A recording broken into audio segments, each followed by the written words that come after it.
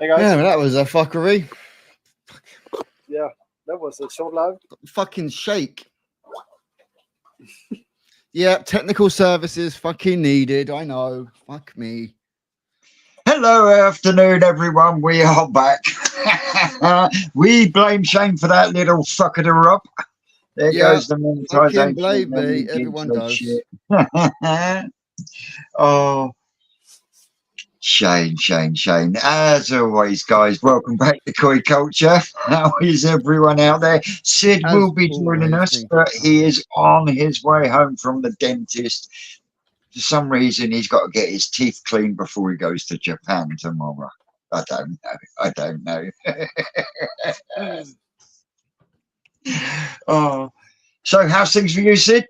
So, Sid, fucking hell, I've got Sid on the brain now. How's things for you, Sam? It's all right. We main point is up to 11 degrees. So yeah, it's getting a lot better. Yeah, It's getting I don't know warmer. if you can hear it, but yeah, the Tosai tank is they just got feeding, so they're smashing it. Good. So Yeah, you wasn't with us last week, was you? So no, just No. for a short time in the comments. Did you manage to do anything with the condensation issue you had? Have you lagged any pipe work or? No, I haven't done anything yet, but I'm trying to work something out. Cool. Yeah. Mal, how we doing? Fix some wiring around in the fitter house and outside. So yeah, it's Don't talk to me about wiring. No, you're good at that stuff. Oh, mate, it's been a nightmare this week. First, the Veriflow pump shits itself. Then the air pump fills with fucking water. I mean, what's next? You know what I mean? They say it comes in threes. Yeah. Yeah, I think the next one would be a nuclear explosion. Oh, don't, mate, don't. Well, I'm going to be having some new inhabitants in the pond for a while. Well, I say for a while. I'm going to be having two. I'm going to be bringing home two for Kashi from Brian's pond. For Kashi, I'm bringing back the Kajaku and the big Benny Kiko. And I'm having the Kiyotsuri and the Isashowa. So there is still, in fact, no, Ricky Brown is having the big Harawaki and the Goshki. So there's still a Kahaku to rehome. Another one, I'll check the video. There's also a Platinum Ogon and a Hiyatsuri. All of the smaller koi all came from exclusively koi, so they are all Japanese. So I know I've got a couple of emails I've got to answer. So, but what the gentleman would like, he doesn't want a lot for them. He just wants whoever has them to, one, take them to a good home, and two, donate to cancer research. He has sent me a link, which I will put up on a video myself, that people can go to, donate on there, and then we can get you sorted out with the fish, because the pond and filters have to be emptied and shut down by the 27th of this month, because the gentleman himself is moving to Spain now. He lost his wife, he lost his mum, and he lost his father-in-law to the big sea, and dementia, I think it was, with his mum as well. So yeah, he's had enough of the UK and has decided he needs a clean break, and I don't blame him. I don't blame him at all. if I can help in any way, as you know, I will. And like so, I've managed to move on 6 of the koi so far. But yeah, there is a few more to go, but some emails to answer in reference to them. But I'd just like to say thank you to everyone that has reached out, and for everyone's comments on the video as well. It was a very hard conversation Saturday morning before I even went live.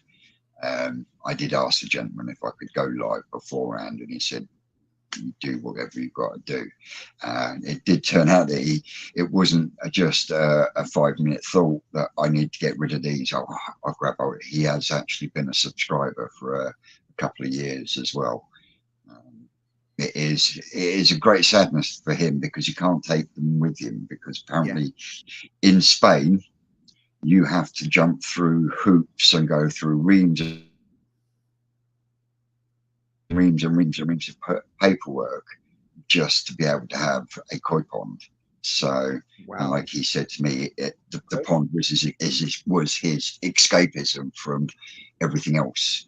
So for him not to be able to take them with him is quite hard, which is why he did stipulate he wants them to go to a good home and not just sold off willy-nilly, which is why, to be totally honest, he was honest with me. He said, look, the money isn't a problem, it isn't an issue, you know, which is why I don't want to sell them. I want anything that's gone, taken from them, put to this link on Cancer Research Trust, I think it is. But yeah, it was a hard day Saturday, so whatever I can do, I will. There will be filter media and stuff that will be going once the fish are out of the pond. So here we go. That's part of what I've been up to this week, you know, changing electrics and robbing me power of a pump and then trying to kibosh it onto 1.5-inch pipe. That was fucking games. I have still got a drip from it, but it's got me back up and running. That's the main thing. I haven't said anything into it, but I think I've got a rodent somewhere. Not sure if it's a mouse or if it's a rat, but I've got a rodent somewhere. So all that polystyrene, crazy Mexicans, you'll find it. Oh well, she's better, and she's been going mad in certain areas in the garden. So yeah, and I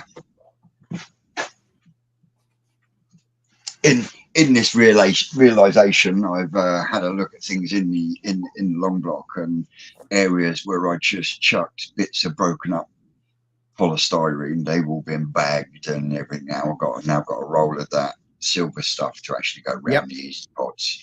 So yeah, I'll get a couple of layers of that round, and then what I'll do is I've actually got some fire retardant expanding foam up in amongst all the gaps then, because that stuff, I used that stuff outside when I built the filter boxes for the front pond. And that stuff is, once it goes off and it's expanded, it's like a fucking rock. And I know they're tough little rodents, but you know, it will slow them down. But there's no way they could get into Long Block if there was. Can you see what I mean? It's probably around the surrounding areas. It's the other thing. I've got to get out there with the tape measure and measure up so I can do a drawing, and Rick can work out how many blocks I'm going to need for when it does come to rebuilding it, so I can start working out a costing, so I know what I'm aiming for, because it is literally going to be as basic can be, because it's being squared off. So I'm going to be gaining room there. I'm going to take the bowling off the bottom. You're going to flat it off. I'm just going to flat bottom it like what Rick does at the farm.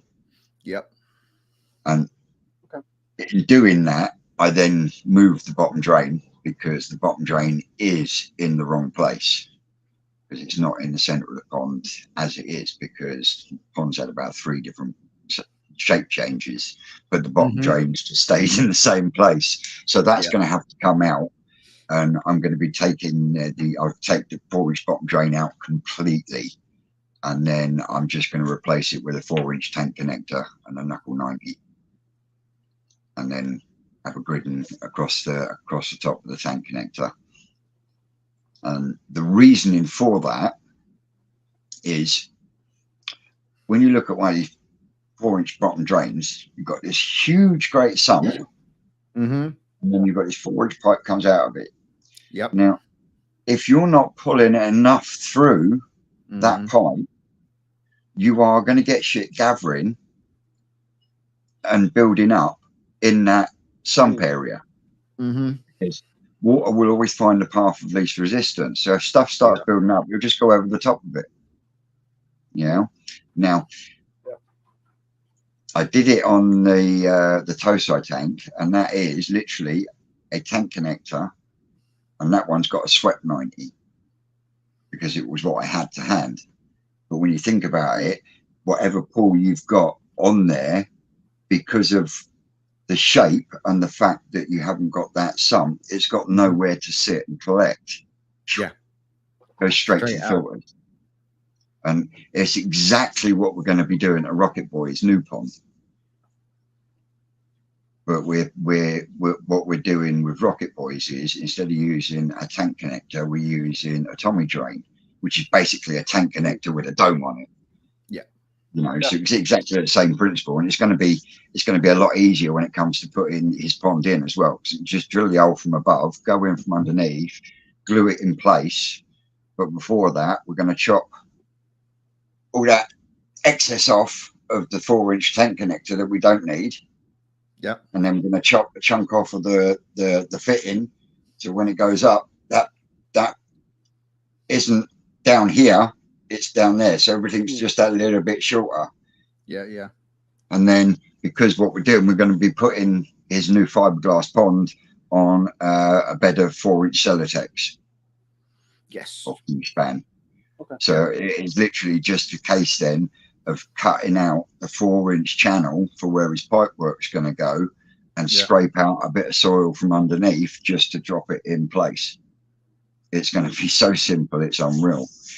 But don't know if we'll be going live Tuesday, but there's a good possibility that we might be going live from Rocket Boys, because we're over there Tuesday morning, and the plan is we're going to move the IBC tank, and we're also going to move what is at the moment his main pond, all in one day. Okay. Yep. Wow. That's a Yep. busy day. Well, we've got Tony from Farm Coy. He's going to meet us at Rocket Boys Tuesday morning, 9 o'clock sharp, rain or shine. And he's bringing with him a 12-foot round pole. Yeah. And what we'll do is we'll put the fish. Thank you, Tony. We'll put the fish from his IBC tank into the floating net that I gave him. Yep. In his main pond, and then we'll suck all the water out of the IBC tank into the pool. We'll shift the IBC tank over, fill it back up, because Tony's bringing a sump pump with him, so we'll be able to pretty darn quick. Get the IBC tank filled back up, get the fish back in, get the pool clean, empty the main pond and the fish. We're going to lift the pond up, we're going to turn it round, and we're going to back it in straight up to his fence. Bang. Get the filters sorted out, and then that is it for Tuesday. We'll get them back up and running on temporary filtration, but then it's back at the weekend. No, it won't be this weekend coming, because this weekend coming I've got major visitors. Clive. Yeah, he does seem to take that everywhere, doesn't it? It makes your mind boggle. It does. But yeah, once we get them two moved, it then gives us plenty of time then to make sure everything is set right. So when it comes to moving that thing, it's an easy job. It's just stop, twist, down, job done. But we're going to need about 8 blokes to do it, because we've got to lift it up from where it is, put it on a trailer, drive it round to where the alley is behind his house, back down as far as we can, and then carry the motherfucker down the path, through the fence, spin it upside down so it's right side up, and put it in position where it needs to be. It sounds like a good plan. Oh yeah, but it won't. That bit won't Let's see how it goes. But that bit won't be happening this weekend though, because this weekend I have got the Three Amigos coming.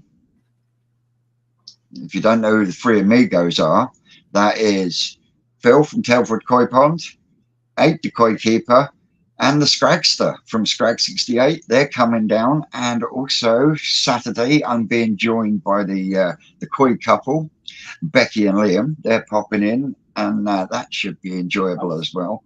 And then, all being well, we should be having the Welsh Nutter coming in on the Sunday, the one and only Mr. Hadfield. Really looking forward to that one. So yeah, it should be plenty of footage next weekend. Yeah, so definitely. The season is starting to pick up. Yeah, and I'm It is. nowhere near. No, and the Three Amigos kick off the first official visit to Twisted Towers of 2024. Hey. Yeah.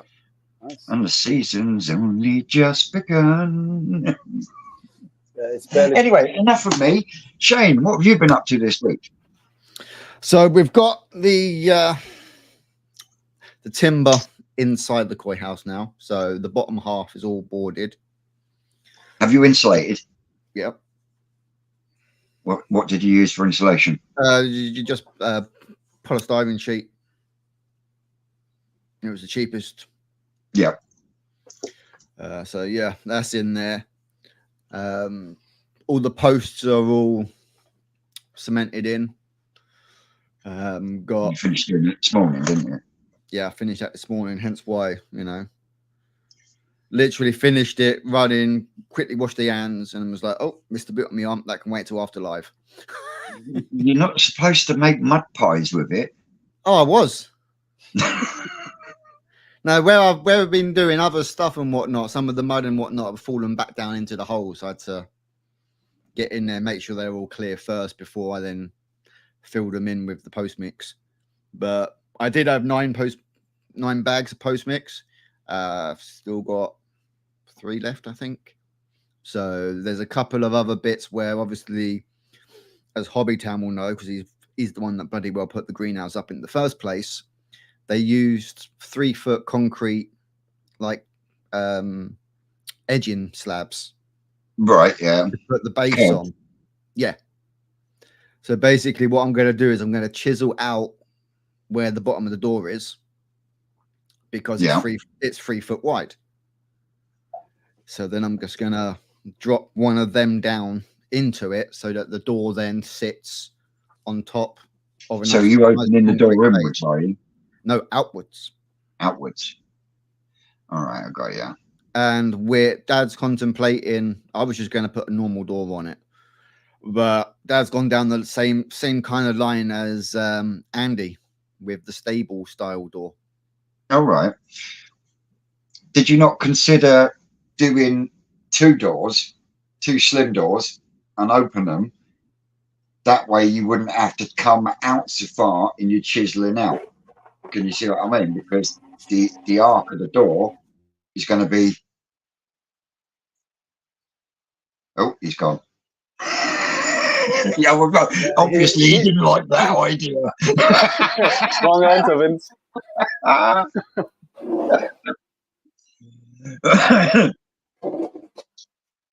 So while Shane's gone, my Yes, I saw that, internet just question. absolutely farted.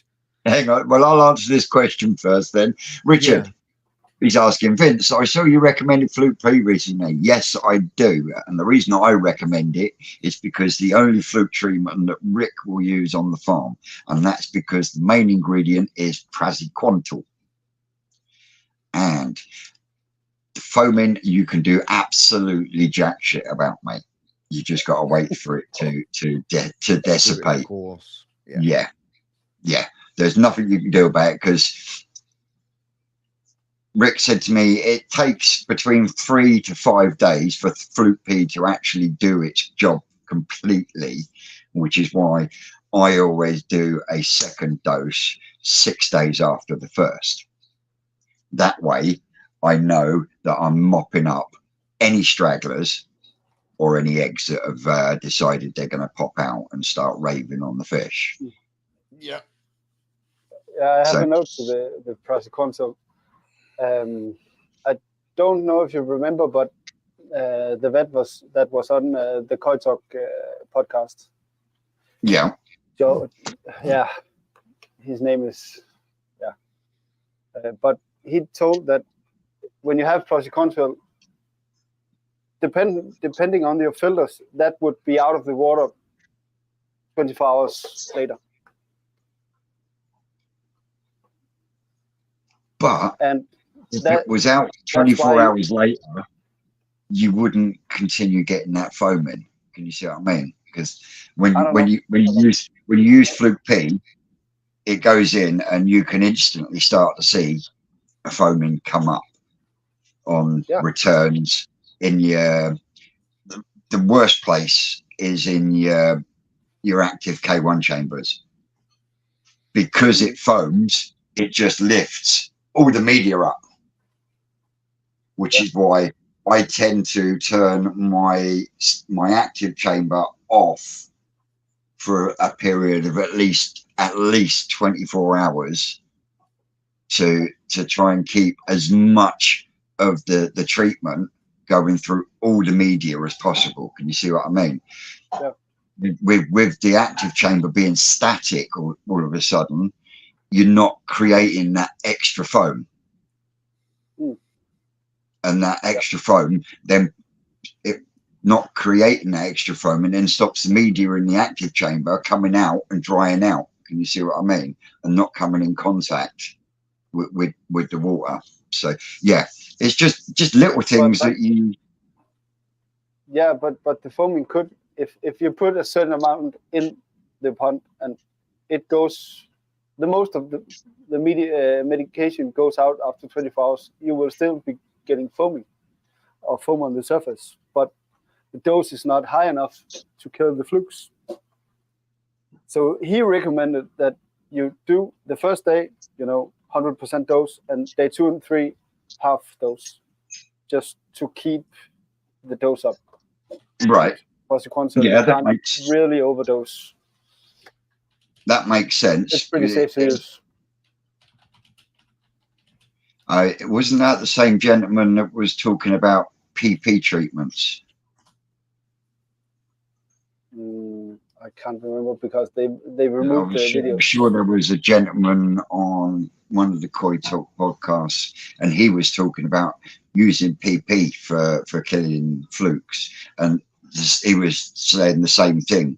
You hit them with one dose, and then the second day another dose, and then the third day another dose, and then you start to bring the dosage down. Yeah. But yeah, I'd rather use Fluke P, and I don't think it's the praziquantel so much that causes the foaming, but it's the other stuff that's in there to make it into that liquid form. Mm-hmm. Does that make sense? Yeah, and then when it comes in contact with the water, then that creates then its chemical reaction. When it comes in which in then contact with gives you oxygen. that- Yeah, exactly. That's why That's what then gives you the foam, is the chemical reaction itself, not the actual. Yeah, I think that's the case.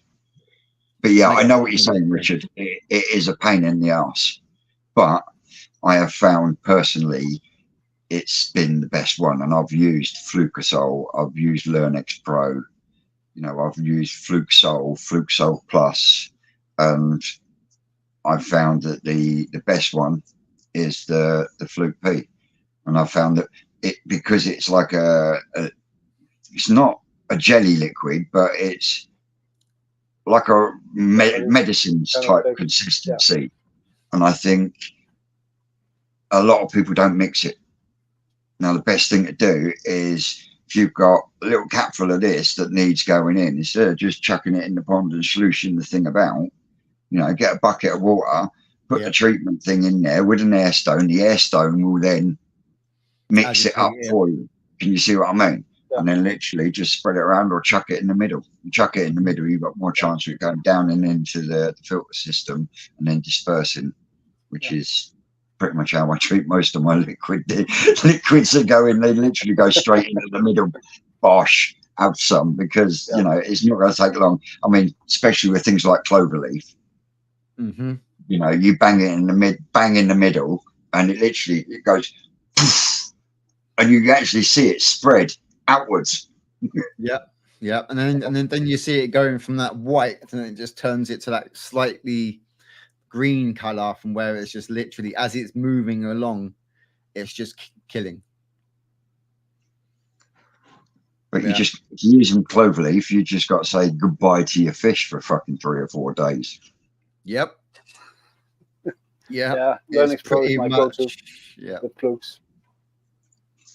But talking about treatments and that, I chucked in that Resolve Plus that the Baldwin Reefer gave me at the All England Koi Show. Yep. I chucked in that. I literally didn't. I took the pot and I went, that's about half. Mixed it up and chucked it in. Well, I'm still finding bits of blanket weed in the filters, but none in the pond at the moment. So it must be doing something. Yep. And I put that in 2 or 3 weeks ago now. Yeah, about 3 weeks ago. Something like that. What's Ken saying? Is it normal? Oh, no, hang on. Chris is saying first. Chris is saying, is it normal there to have fluke issues this early in the season in the UK? I thought that was what it is because when the water temperatures go down, your flukes don't die, they just go dormant.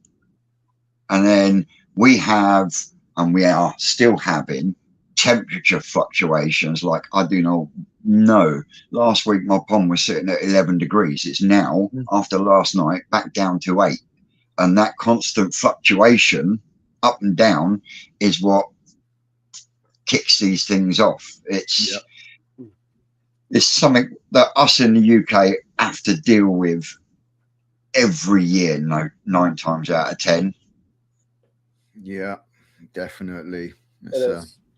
And then once you've dealt with the flukes, 9 times out of 10, you end up having to follow up that treatment with either a PP treatment or a malachite green and formalin treatment, because you've then got costed because of the wormer in the fluke treatment. Yeah. Yep. It's a nightmare. Yep. It is. Yep. Ken saying, only treatment we have available here for flukes is PP. We used to be able to get Prazi here until the government restrictions came in a few years ago. Shit. So how's he dosed for the flukes with the PP? Shane, can you chuck a link in the comments? And Ken, can you come on and explain that one for me, please? If you don't mind, putting you on the spot. If it's not too early for him. Wasn't it Alan Tate that speak about he only had PP in his cabin and he used it for everything? I'm not sure, but I'd love to know how he does the PP treatment for flukes. Yeah, I know how we did it on Discus back in the day. I mean, I'm not afraid of PP, so I'm willing to try anything. Yeah. And if I can do it, then I'd be able to break it down into the Advising. layman's terms so I could explain someone else how to do it. Can you see what I mean? Yep. Yeah, I love PP. I used it a lot when I had this. Well, I always PP before a fluke treatment. Yeah. Always do a PP treatment, and then once the 4 hours has gone, they then get hit with the fucking fluke treatment. Because what's the point of waiting 3 or 4 days and then stressing them out with another chemical? Mm-hmm. Yeah, You know, you give them the PP treatment to pull some of that mucus layer back so that the fluke treatment can actually penetrate. Yeah.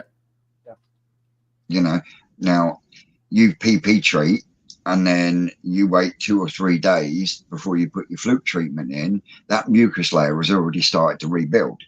Yeah. So in effect, you've PP'd the pond for absolutely no reason.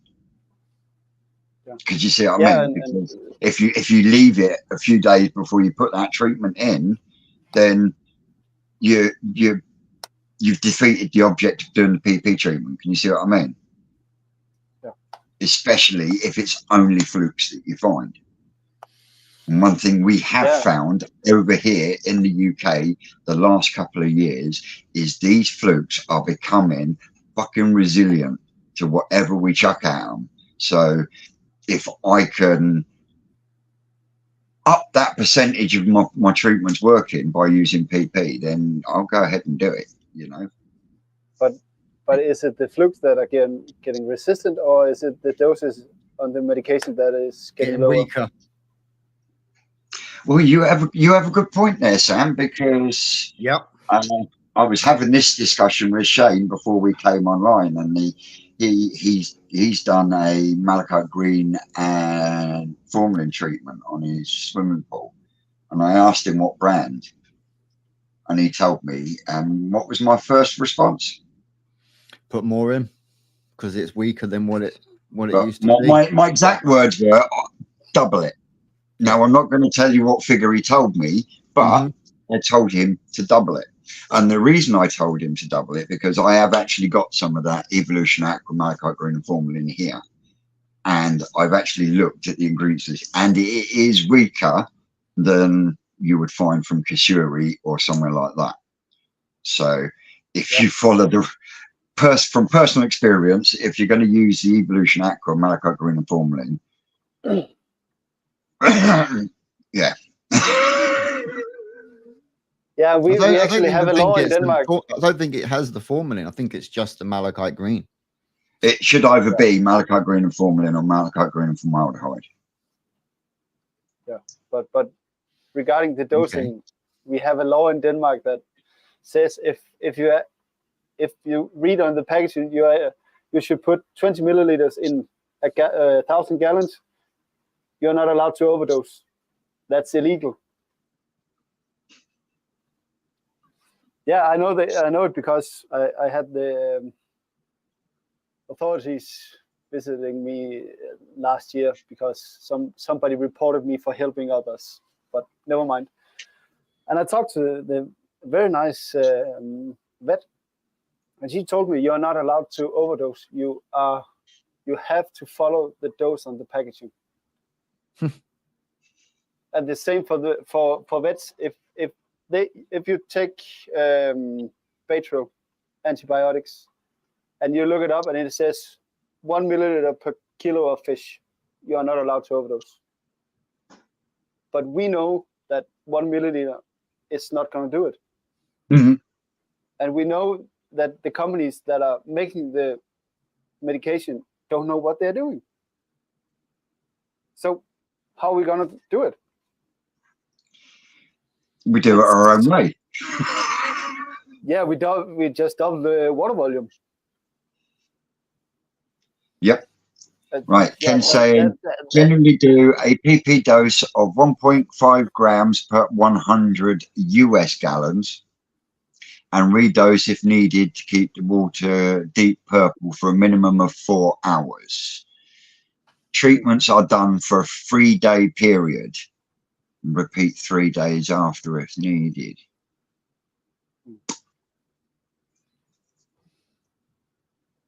Camera. come back. How much is 100 UK gallon in liters? Is it 400? Hang on, I'll pull it. Now, if I still have flukes in the Tosai tank, I will give that a go. And I'll video it.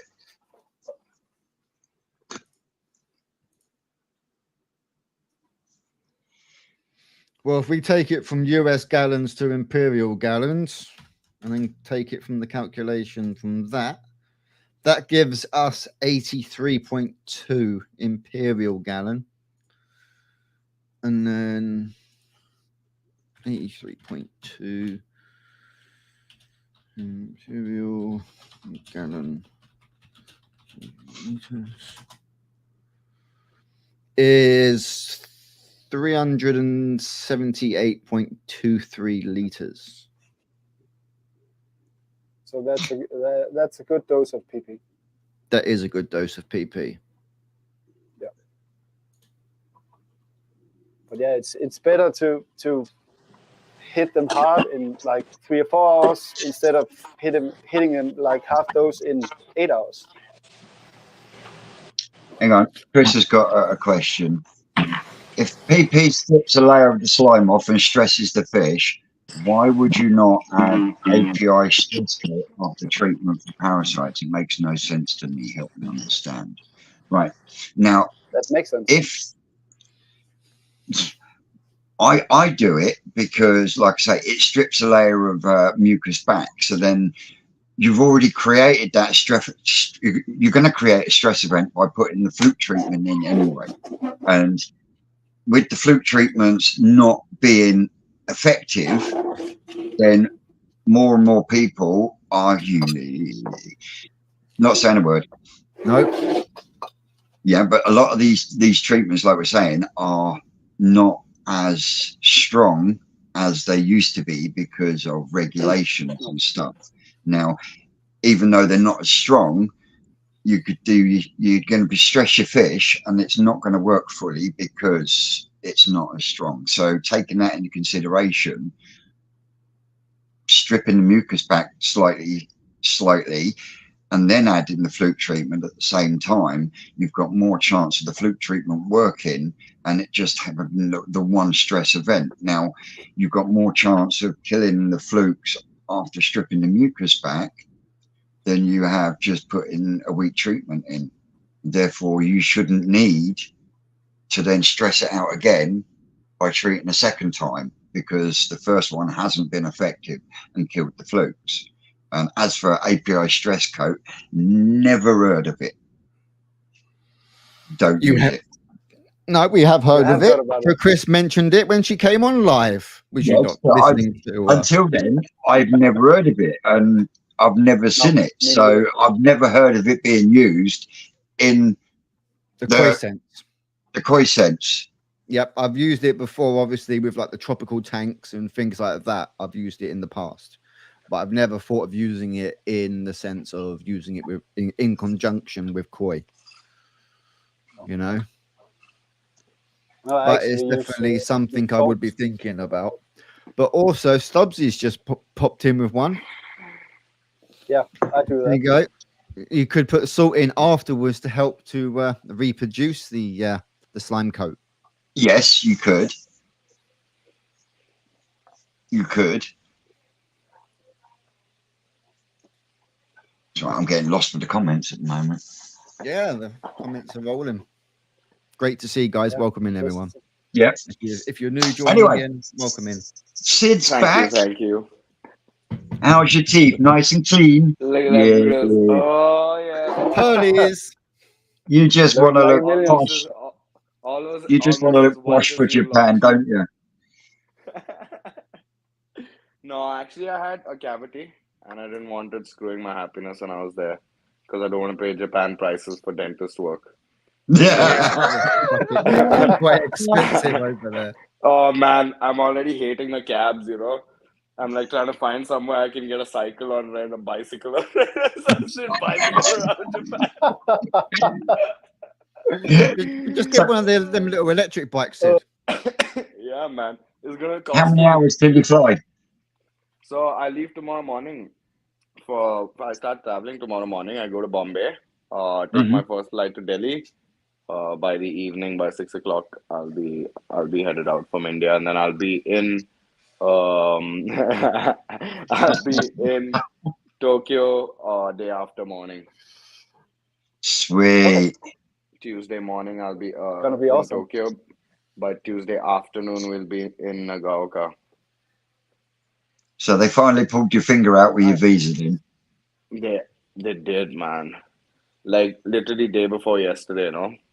Oh, Otherwise, mate, I was they starting. did get me. I was starting to lose hope. I was like, they're not going to let the little brown boy in. You know, I was starting to lose hope there, but then finally it came through. They did So it. we're going. I've got Awesome. about 12 days there. It's gonna be intense, man. It's gonna be So, intense. do you know what farms you're going to be going to? All the farms I can possibly squeeze into my time there, Vince. Honestly. So here's the thing, yeah. There's about 25 farms in the Nagaoka region, like in a 20, 30 kilometer radius that I just need to go to if I can, every single one of them. And then it's not going to be possible for me to go to all of them because I have 12 days there, and like just by the sound of it, making 30 farm visits is not going to happen. Secondly, I also want to be able to spend time at each farm learning about the guy and the work that he's doing there instead of just Yeah. hopping farm to farm, just trying to take some videos and just getting some surface level information, you know. And then also there is the cost factor because each goddamn farm is going to cost me like what, £100 in cab money. So, are you not going with an agent? You're going on your own? I am going on my own. I have a few people there that are waiting on the sides to agent me if I need it, Yeah. and I will take them up on that offer, but I would. only after I've had my original experience. You know what I mean? Right. I'm gonna go So, there and have my organic experience, look like an idiot with Google Translate with all of these guys first, and then go back with the agent later when I'm gonna buy fish so that I can negotiate properly, you know? yeah. Um, Because you are Yeah, actually going to buy fish for a customer, aren't you? oh, not just one customer, man. Not just one customer. Everybody is suddenly on the like getting hot, you know? Everybody's excited. Nice. So I've got a few other customers that are lining up. And also I'm just trying to make it overall as successful a trip as I could, you know. As much as I can, man. Because I'll tell you what, every little fucking pesai that I sell. What did I say, Vince? What did I say? Look at the 50 comment. mind. Look at the comment. Hello, Sid. Just gonna say I got rid of the bird food. Got some. Ikari. Oh man. Oh Nice, Yeah. man. Jimmy. That's awesome. That's good to hear, man. Yeah. But if you But watched Nicky Stoddard's live last night, Saki Akari and a Hikari are two completely different things. oh yes, 100%. You'd have Two been better off completely with different things. Tappers. Yeah. If you're gonna buy Actually, yes. sake Ikari, Yeah. it needs to be growth. Otherwise, there's no point spending money on that shit. But it's still better than the bird food. Yes. Oh yes. Oh yeah, It's 100 nothing. times better than the bird food. Oh yeah, for sure. So And now, have you turned the rabbit into a pie yet? you talking to me, bro? 5 hours later. What are you talking? I get it. I get it. Ding. Jamie came on the live, didn't he? The one about the bird food, and then the fucking rabbit yeah, bit yeah. him, didn't it? Oh yeah. Yeah. Oh shit. Yeah. As I said, have you turned it into a pie yet? Oyster sauce. Nice lean rabbit meat in oyster sauce. But I wasn't getting sleep yesterday, man, Vince. I'm so goddamn excited. I think this is the most You excited I've definitely ain't been. going to sleep tonight. Oh man, I'm like more No. excited than I've ever been about anything. Just sitting and packing all my shit and getting all my stuff together. Like, Yeah, no. You've been out and bought a fancy gimbal thing as well, haven't you? all right, dude. You know the worst luck. You know the worst luck. I mean, I think it was kind of destined, but my iPhone 12 gave way because the waterproof membrane or whatever was spoiled and the motherboard burnt up. So I had to spend like a random $1,000 to $1,500, a random $1,500 to replace my fucking phone. So I didn't get the 15 because it was a little too much money, but I got the 14 Pro. I was going to say you went for the 14 Pro in the end. Yeah, because the well, 15 Pro just looked like a waste of money, you know? I'm due a phone upgrade, and I definitely won't be going for an iPhone. That's for fucking sure. But yeah, I just want Why to not, Vince? Just No, go for the iPhone, man. They suck. It's waterproof. They They've suck. got good. So Dude, they've This got shit is amazing. waterproof. Yeah, but have you seen the image processing and the amount of work you need to do to get a This decent was video out of those waterproof. damn Samsung? Yeah. This was until it decided to become a waterproof. suicide jumper and leapt out of my selfie stick and landed face down on the floor at Newport's boyfriend. But yeah, Just put it in a fully zip bag. kitted out, man. I was just trying to figure out how I'm gonna get from Tokyo to Nagaoka. By the time you come back from Japan, said you probably have to sell one.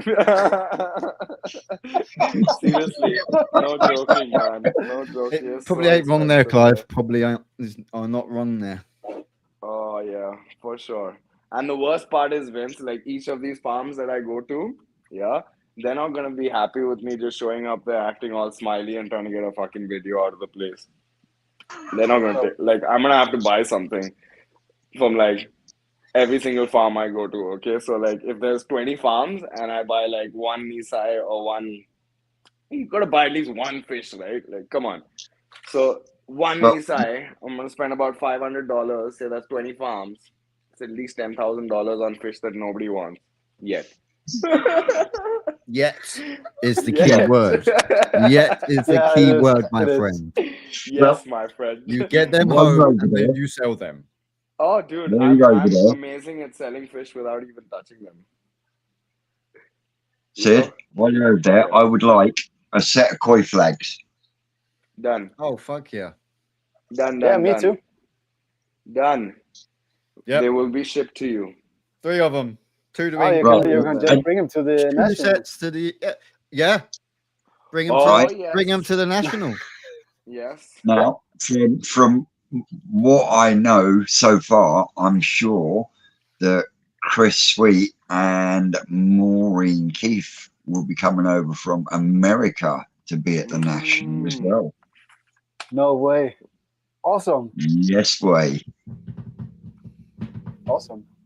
Vince, So Older granddad to get a couple of things our made up. international show, as in the 4 of us, will be bringing international to the national koi show in the UK. Yep. Awesome.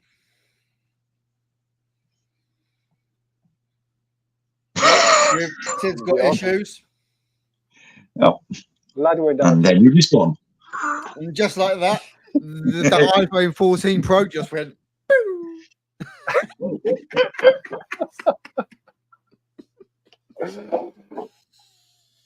And he's not happy. Can't hear So, you. Stubbsy, are you getting your indoor pond?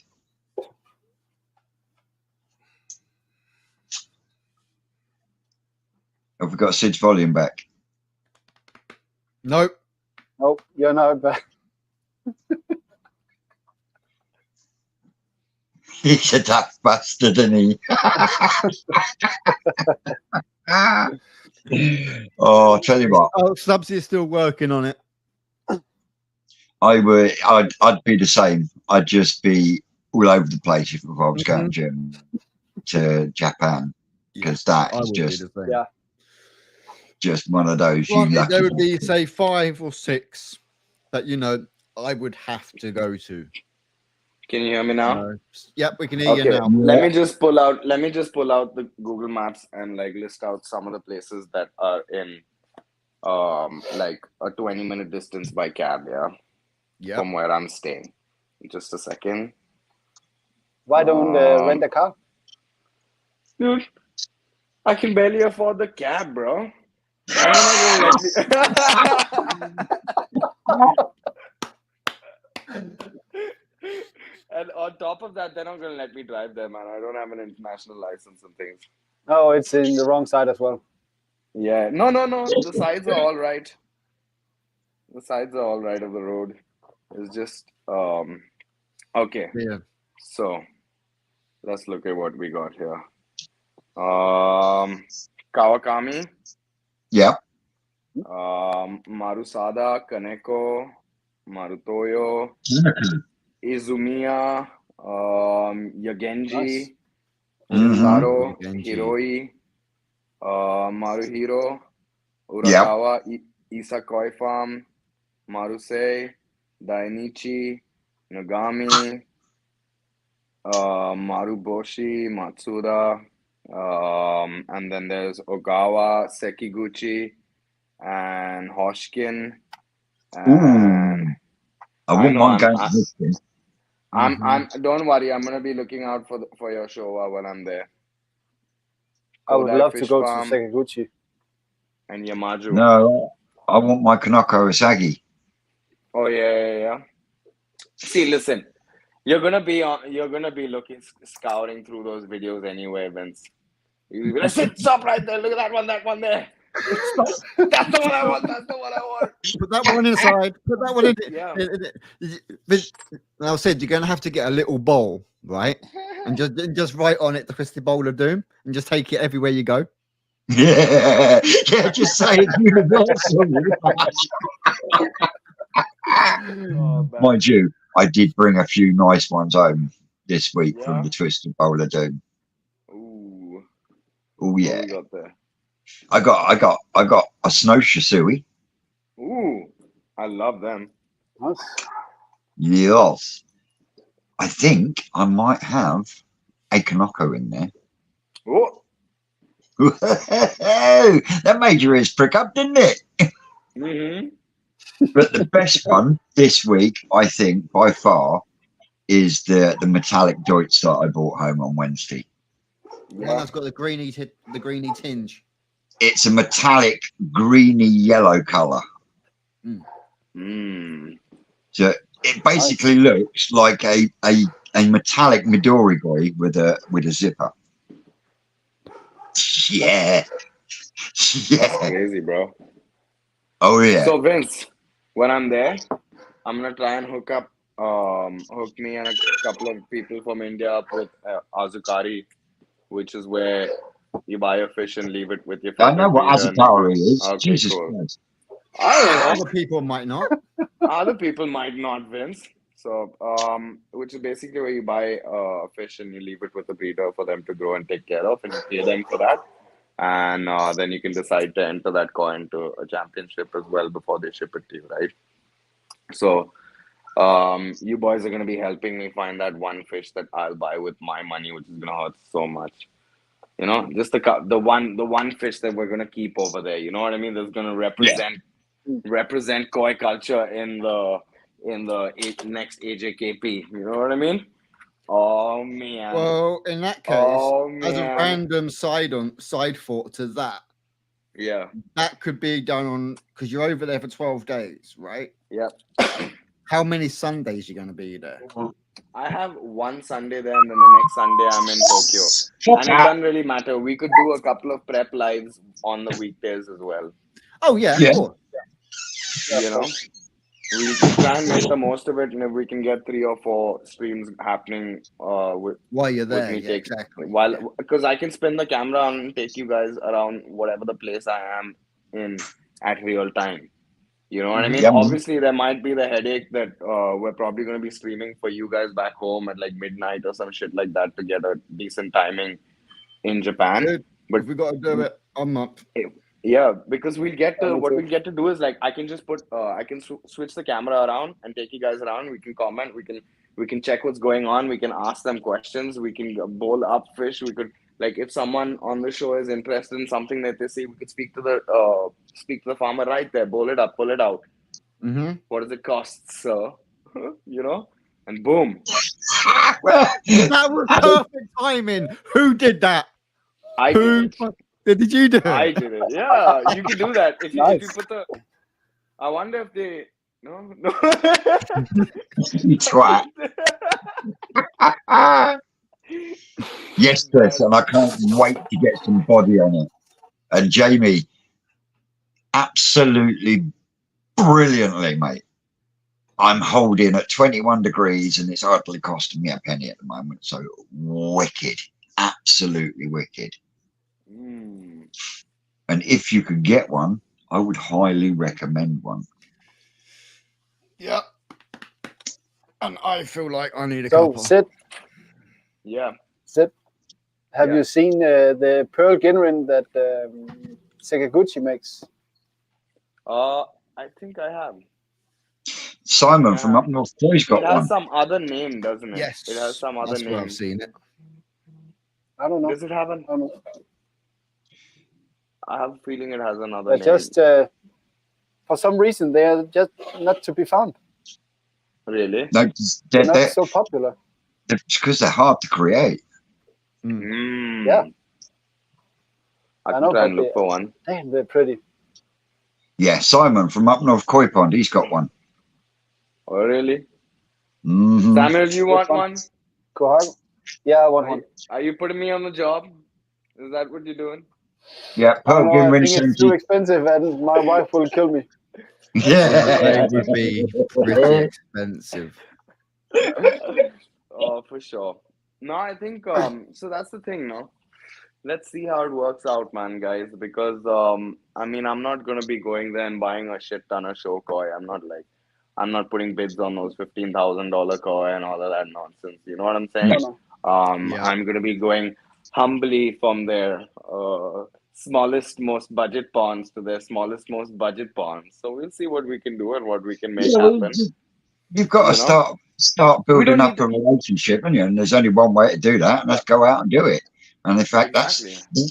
that's what Peter Waddington done. And if it wasn't for that, koi wouldn't be as prevalent in the UK today if it wasn't for Peter. Yeah. Just wandering around, Yeah. basically doing what you're going to do. Yeah. You know, I know I'm not doing anything revolutionary, man. There's been lots of people that have come and gone before me, but this is 2024. There's very few things left. You know, just gotta enjoy what you like to do. Yeah, I'm but not it's going finding there. them little things that, because most of like the larger side of things have all been found. But if you can just, find them small little ones that haven't, and then you might even find a koi breeder that you've never heard of, and you might find some absolutely banging fish in there, and you're like, yeah, you might find some absolute belters. yeah, you know what I mean. That's just a Yeah, lucky and he listed some unknown breeders. There are a lot Or of just unknown breeders. not over unknown, but not Yeah. as known as Danichi and Saka and Muntaro and that stuff. there. Yeah, I And they completely make some pretty agree. good fish as well. Yeah, definitely. Oh, Jamie's got us a question.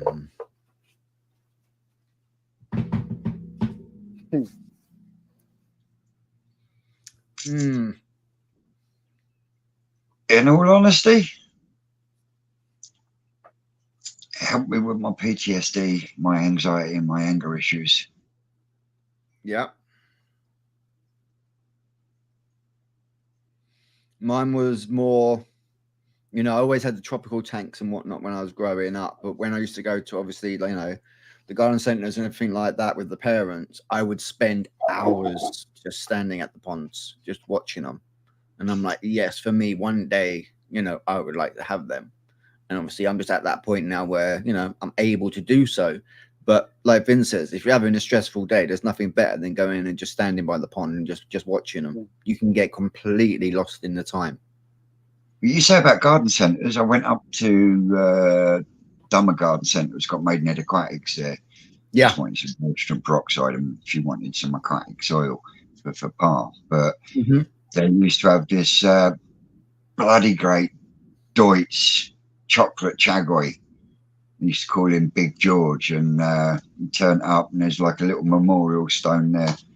Oh, no. Big George, 32 years old. Yeah, Wow. it's always sad when That's when you go there as a kid, and you know you're growing up and you're always seeing that one, and then you see that little plaque there. Doesn't matter if it's your own fish or not. The fact that you've grown up with that fish being there, when that's gone, you do feel it. Yeah. Oh yeah. But like three or four of the ones that we're moving on for Brian. 2 of them are 35 years old, and two of them are around 25 years old. So, Wow. you know, kept in the right. And you'll have to go back and look at the live to see his filtration system that he's created. Absolutely awesome. Well, it's doing a good job because, like he said to me, he hasn't had the UV switched on in 2 years, and he's never had green water. Nice. So,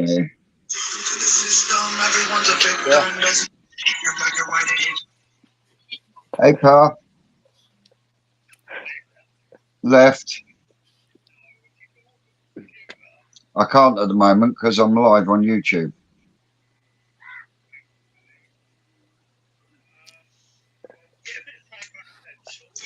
Oh, hang on then. But yeah, I got into it what 3-4 years ago. Because my wife bought some goldfish at a aquarium fair, and we didn't have a pond, so I needed to make a home for them. All right. Yeah, then shit just kicked off. Yeah, and it just goes from there. But yeah, you know, before that, I had tropical fish. All my life. For me, it started with a little guppy pond in my backyard. And then there was the obsession of wanting a bigger pond always, you know. It just started off with that. And that little guppy pond was made when I was a kid, maybe like 10 years old or something like that. And then when we was, I think, 16, 18, we dug out our first little koi pond, tiny little 1,000-liter tarpaulin pond. And the koi got too big for that, obviously. And then I had to progress, you know? And that's pretty much, I got sucked into it, man. Yeah. And just to take care of my koi. And I love it, man. I totally agree with what you were saying, Shane. It's like therapeutic, isn't it? It's 100% therapeutic. It is. Really It is. calms the energy watching them swim around the Because water. not only that, you know, it calms the energy with you just watching them. But as everyone will know, if you've got like your backy shower, or you know, you've got that waterfall feature, and you just sit out there in the summertime and just literally tilt your head back and just close your eyes. You don't always have to be watching the koi, but if you can just sit back and just close your eyes for that 10 minutes, and then you just listen to that water coming. But here you go. There you have it. It was all about the Oscars. Yeah, we had a couple of absolute massive Oscars when we were growing up. He's a twat. And then obviously we built the conservatory. We had to move the soak away for regulations. So we had this hole. We had obviously the block work and bricks and everything left over. George needed to be moved from the small pond. So we were like, all right, let's build a new pond for George. And then obviously down the line, more's been added to it. And now it's come to the point where I'm putting koi in there. Yeah. My mum had Oscars when I was younger. She used to hand feed them bits of luncheon meat and stuff. Big lobworms out of the garden. Yep, that's it. Lobworms. Yeah. I think our Oscars got to like this. Hey, They no were need to apologise there, Becky. massive. There's no time scale. Nope, there is no time scale. People join when they can. We just appreciate you actually taking the time to come and join us. That's the one. That's the one. 100%. See, he's the I'm not going to bother. The elocutioner. Oh, no, I don't know. That's fried me head now. That's not hard though. No, it's stupid. He knows I'm fucking live on a fucking Sunday afternoon. Oh, I tell you, sometimes I love him a bit. Yeah, so. but that's like him ringing you up at 11:30 and you think something's going on. But it Oh, wasn't. mate. It was just a chat. No. Oh, we lost Have your we voice. lost him? Yeah, we lost him.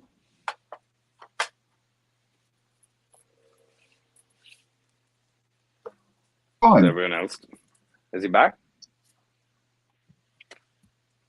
Oh, Oh, You. we lost you halfway through that. oh, me. Yeah, Right. Where did I get to?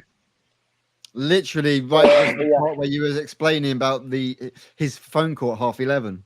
Yeah, 11:30, he comes through and he's like, can you come and do a scrape on Sunday? And this is on fucking Wednesday night, 11:30 at night, you know. First thing comes into my head, as soon as I see Pa Goodall come up on the phone, I'm thinking, what's up with me mum? Yeah, especially. And he's like, oh, hello, how you doing? I'm like, what's up? Oh, nothing. I want you to come do a scrape for me on Sunday. Is that all right? Really, Dad? I could have waited until the morning. Really? I mean, but I love him to bits. I do love him to bits. He's a good old boy in his own way. Bubbles Koi. For me, it was watching Vince's videos and seeing it could be done on a budget. Oh, that's awesome, bro. Look at you, Vince. Inspiring people all Yeah, over that the was world. where I started. Crazy Koi man. I mean, I had this comment from this crazy Danish man asking if I could order some Koi Talk magazines and then get them sent over to him. You remember? Yeah. So yeah, I had a whole year's worth of Koi Talk magazines sent to me, so then I could then post them out to our Samuel. That was before Koi Talk did that international shipping. Yep. So I was the first in Denmark. That's awesome. Yeah. You're probably the only one in Denmark. Yeah. No, not anymore. They actually No, not anymore, have 'cause they're some friends that. Yeah, but at that time I was the only one. That was So, boys. fun. The trigger, Gary, he's another new one to the game. Is Gary Yeah. Coy 625. The trigger for me was seeing the enjoyment someone else was getting from the pond. That's another thing. I mean, I get He was Get there to- 4 hours. the old Amazon drivers and stuff to come in to drop a parcel off, and then they end up standing at the pond edge for 5 minutes or so, just going, "Wow." You know, it's crazy. And then all of a sudden he's like, "Oh shit, I'll go back to work," and then they're off again. You know. You should put a little camera up there just to catch them, just standing there, just watching them and being like, "Yep, Oh yeah, just that's enjoying the koi." caught him on my camera a couple of times, you know, because it's set for human movement, nothing else, just human movement. And yeah, you see him just stood there. Just admiring Big Betty. Yeah, yeah.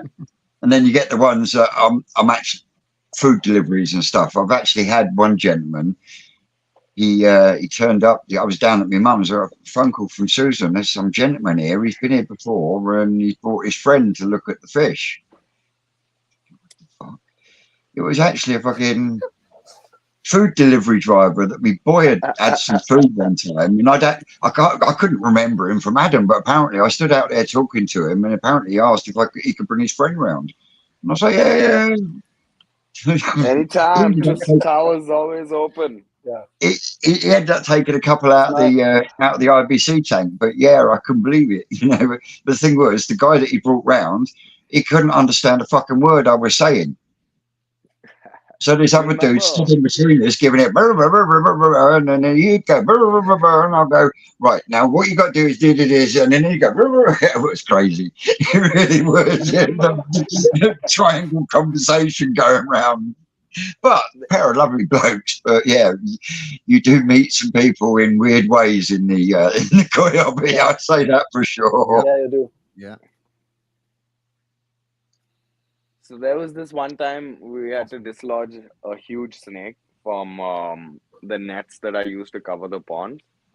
And this thing had really wrapped itself up and gotten really hurt and things like that. And normally I'd have been okay to like relocate a snake or something like that, but that was a little difficult. So I called the snake catcher. Yeah, they call Sarpamitras in India, which means snake friends. So this guy came in to help me with the snake. Like 10 seconds in, he saw the pond and he was just, because like I'm sure in the UK and stuff, people see a lot of koi ponds, but you don't see a lot of koi ponds in India, dude. You see a lot of dirty slums and trash dumps and things like that. You know what I'm saying? So this guy he got so hung up. He was like, oh, can I put this in my fish tank? Can I put this here? Can I put this there? I was like, dude, you can keep it in your fish tank, but then you're going to have to take something tiny and bring it back to me later or something like that, And I ended up paying him in koi for his work, catching the snake. And the guy's in touch with me till date. He sends me update videos. Those 2-inch kois are somewhere at about 6 inches now. He's enjoying it. People get in on their own ways.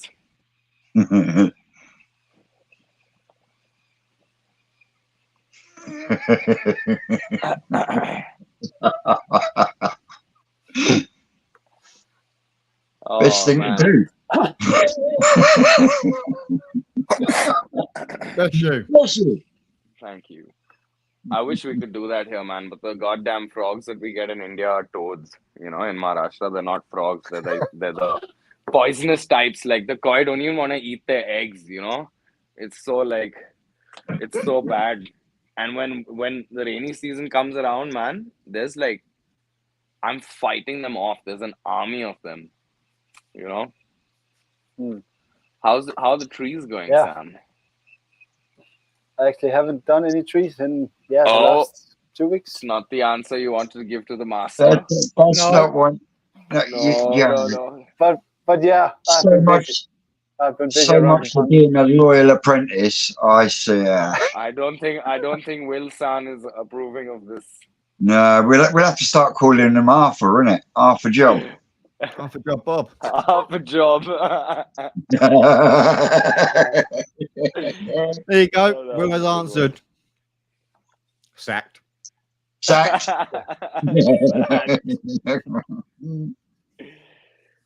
Oh man. You have failed, young Padawan.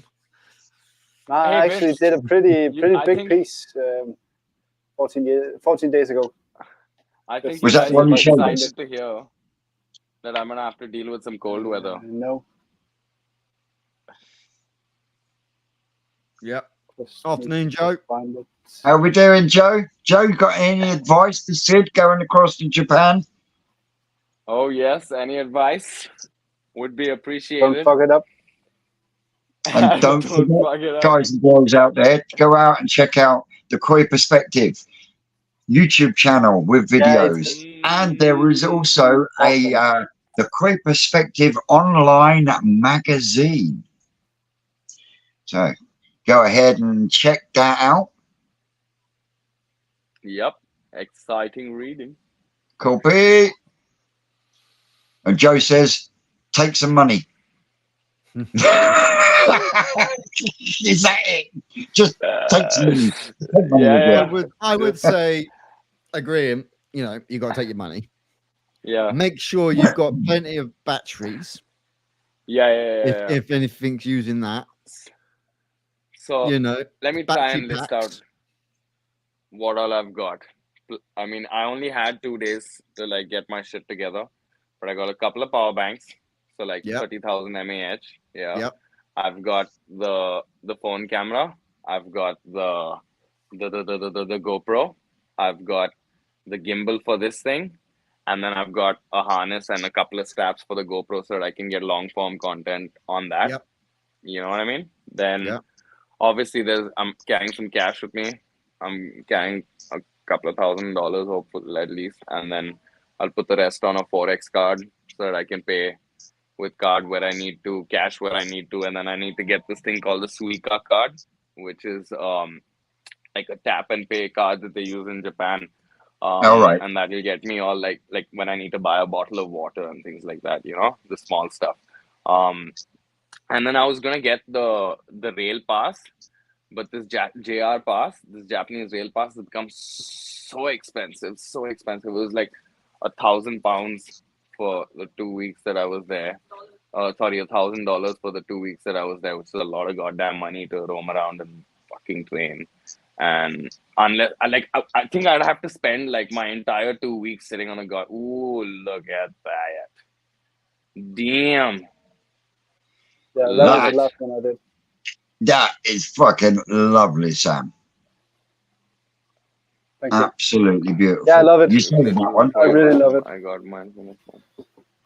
What are kites? The flags that I'm talking about.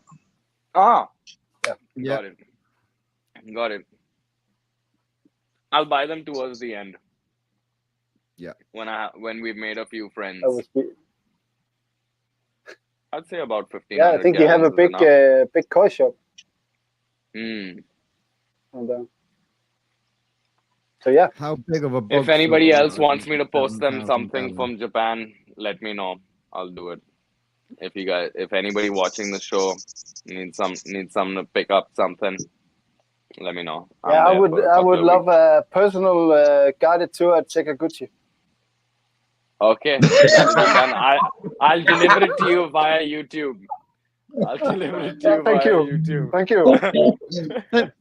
That's simple. That's just a live while he's there. Yeah. There's your tour. Yeah, no, done. It's done. Done. Everybody gets a tour then, don't they?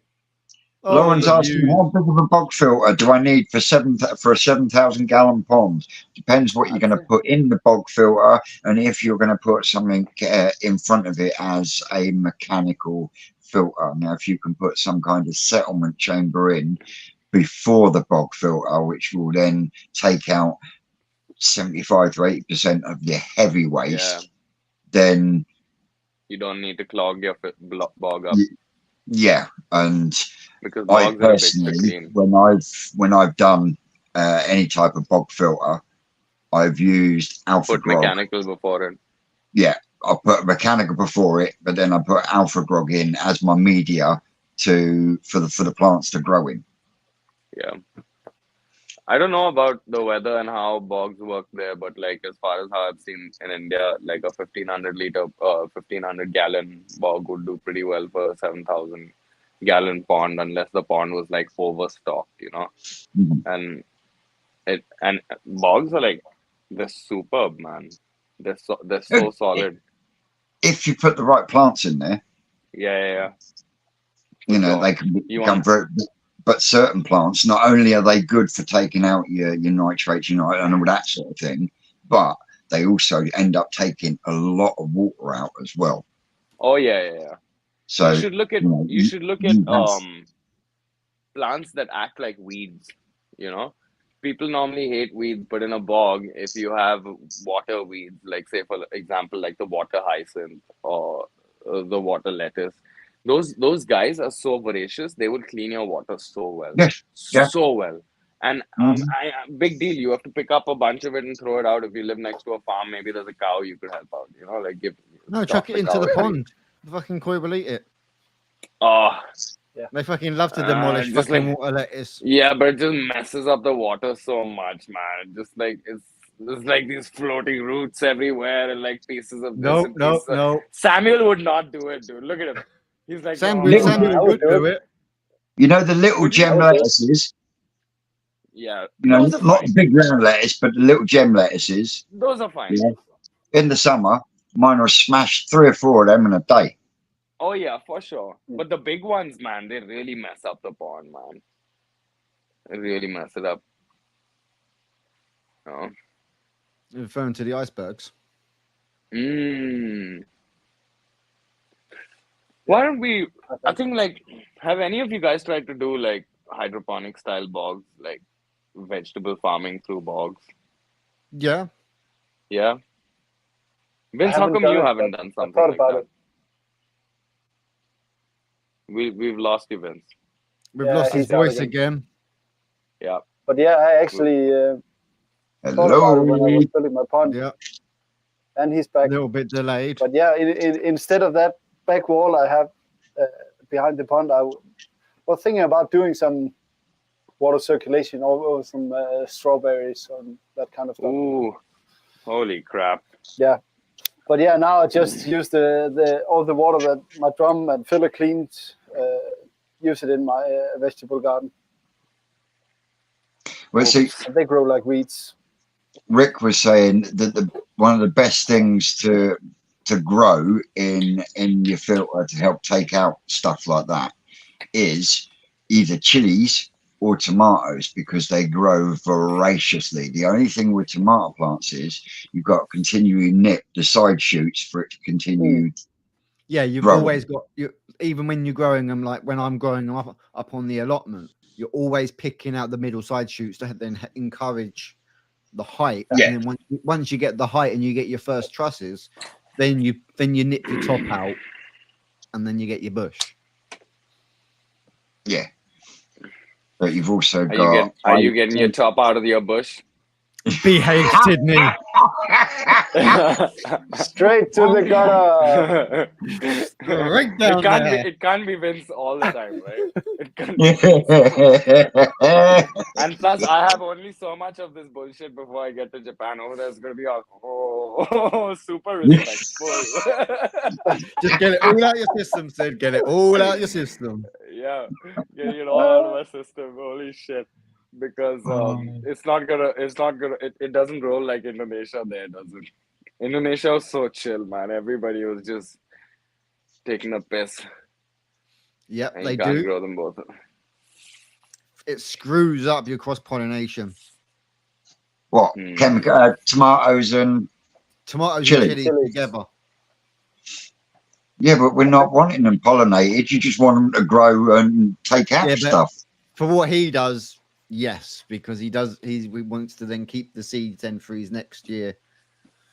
Hence why he's got like he's going to be doing like the Frankensteins, the Armageddons, your Reapers. Oh yeah, Ricky's really looking forward to his Frankenstein seeds. Mm-hmm. That's what's going to be growing in the Mega Munga tunnel. Yeah. Yeah, Yeah. bring some chili seeds to the national. I could use one of those. Yeah. I got two. Dino, there's your mission. When you come home, end of the month, bring back a few bags, mate. We're going to end up having to take some out. Yeah, I know. Oh, Vince, they've been sent. man. Okay. Ooh. Ricky's ones have been sent. We don't know whether Skeggs actually ever received his ones. We never got told. But we did send out some seeds to Skeggs as well. But we never got found out whether they arrived. He's like, what selection? Samuel, what kind of selection you looking at? Yeah. Is Nothing this 7 special, pots? Some 7 don't know. pots, some mangoes, Just What are we talking about here? chilies. mix something. Oh, okay. Just in other mix words- something. Bro, give me a call after the live, mate, and we'll have a little chat about what ones we're going to be bringing out. I reckon a couple I'd of love to 7 have pots for some chili Primos. seeds. Vince, have you think about growing something else in there? Sid, Well, I you don't know, could. mango, you know? we haven't got the humidity for mango. Oh yeah, we got plenty of mangoes here, man. But in a polytunnel, you would. Yeah, I can grow quite happily, honeydew melons and things like that in the polytunnel easy. Take it easy, Lauren. Yeah, I'm building a Start polytunnel. Now, guys. Now. Yes. Rainbow runts at the moment. Yeah, grapevines love fish waste. Yep, he's got I a will grapevine in the hatchery. First Yep, I've hatchery. got one up on the polytunnel. Fucking thing is, it's only 4 years old, I think now. Like we only had the first year's worth of crop last year, and that literally grows the whole length of one side of the polytunnel, and that polytunnel is like over 4 meters long. And it's literally from the front door to the back, and end of last year that was up halfway into the polytunnel as well. It was literally just hanging down, just as you go in with a pair of scissors and just chip, chip, chip. Hey, Mario. Amazing. There you go. Saseska's turning around and asking for him as well. Hey, Mario's joined us. Yeah. So it looks like I'm going Nice. to be bringing some chili seeds to National. And Seska, That's give me gonna be a awesome koi culture meetup. It's going to be awesome. Yeah. The twisted one's Yeah, going to I be can't wait. shown, and if Sid can pull it off, we'll have all four members of Koi Culture there for both days, Saturday and I'm Sunday. gonna make it happen. The second Japan's done, that's the next thing I'm putting money together for. Yeah. To see you guys. Well, Nice. we'll chat afterwards, but we're looking for something that will benefit all of us. So yeah, we'll talk about that one after. We'll But talk about after live. Yeah. Susan's on the case. Nice. Oh yes. Right, Oh, I'm going to yes. be right back, guys, because I need a little boy's room and I need a cuppa. Any fucking excuse. Good luck then. Who's the Dogs, flaming man. devil? Yeah. I had to put myself on mute, making so much noise. Oh bless him. Looks cute. It's a Yeah. she's a she, and she's an absolute moron. Yes, it doesn't matter. No joke, man. We adopted her about like 6 months ago, and she has some sort of very heavy PTSD because of where she was living. And she's like super, like you try and tell her something and she just piss herself. You try and get her to sit, she'll piss herself. You try and like, you know what I mean? It was super difficult. We had to really ease her into her new personality. Wow. But she's doing well now. The Good, other guys, good. you know Bunny. You've already seen him around. Yeah. But people that do shit like that to animals, they need fucking kneecapping. Oh yeah, man. There's people that do shit like that to humans in India, bro. You don't need they don't need kneecapping, they need decapitating, you know? That's what they do, man. You know. There's a lot of people in India, there's a lot of nice people, and there's a lot of fuckheads.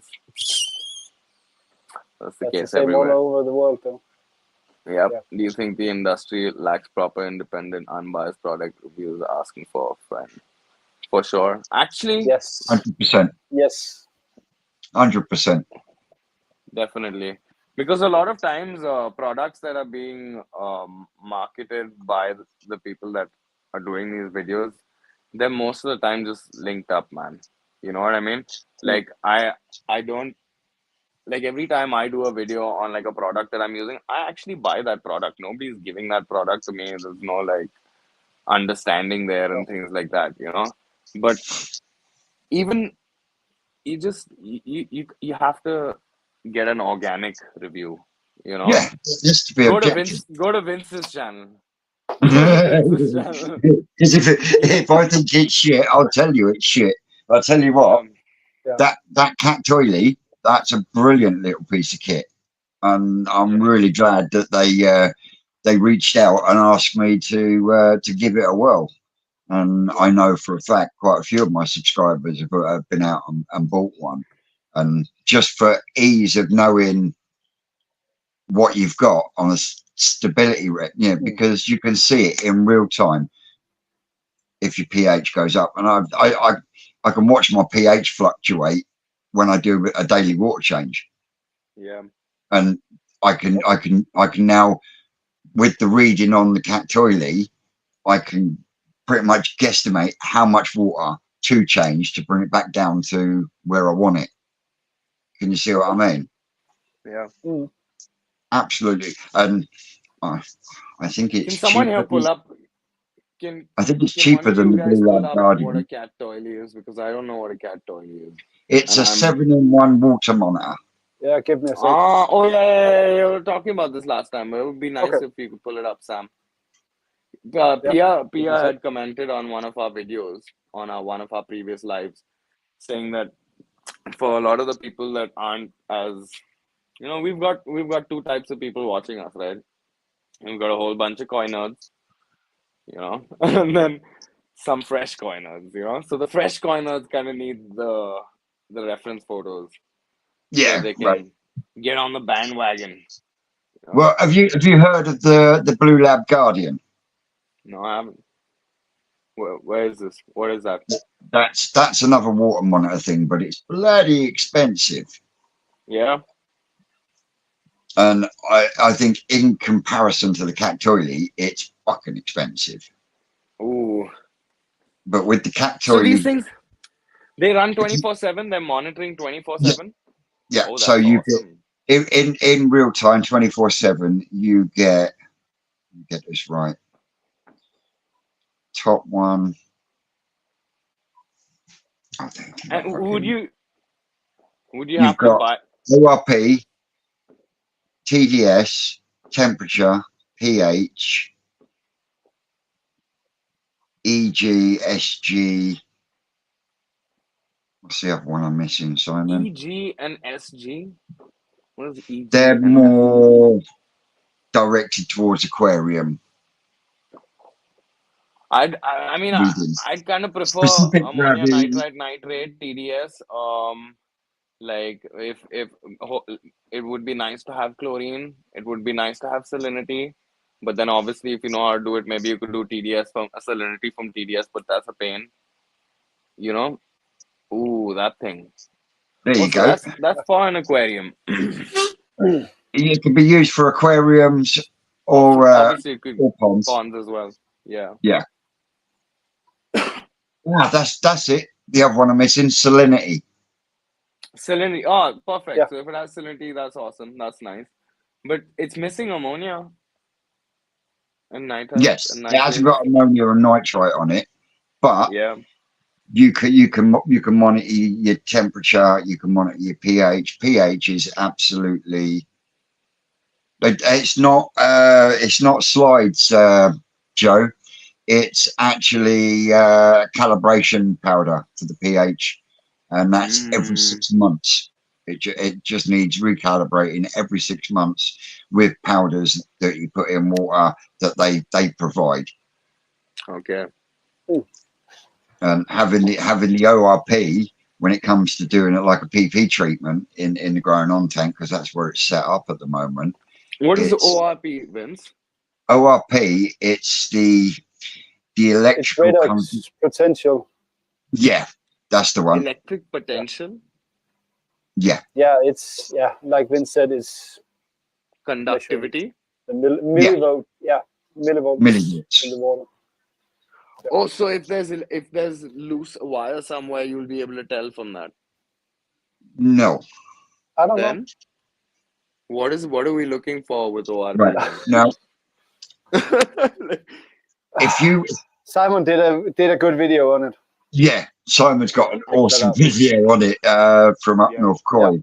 But basically, when I did a PP treatment in there, now the ORP reading, as long as I kept it at sort of 450, that's about right for 4 hours Okay. for PP. Can you see what I mean? Yeah. Anything past 450 and you're going to kill your fish, you're going to kill everything. Yeah. Okay.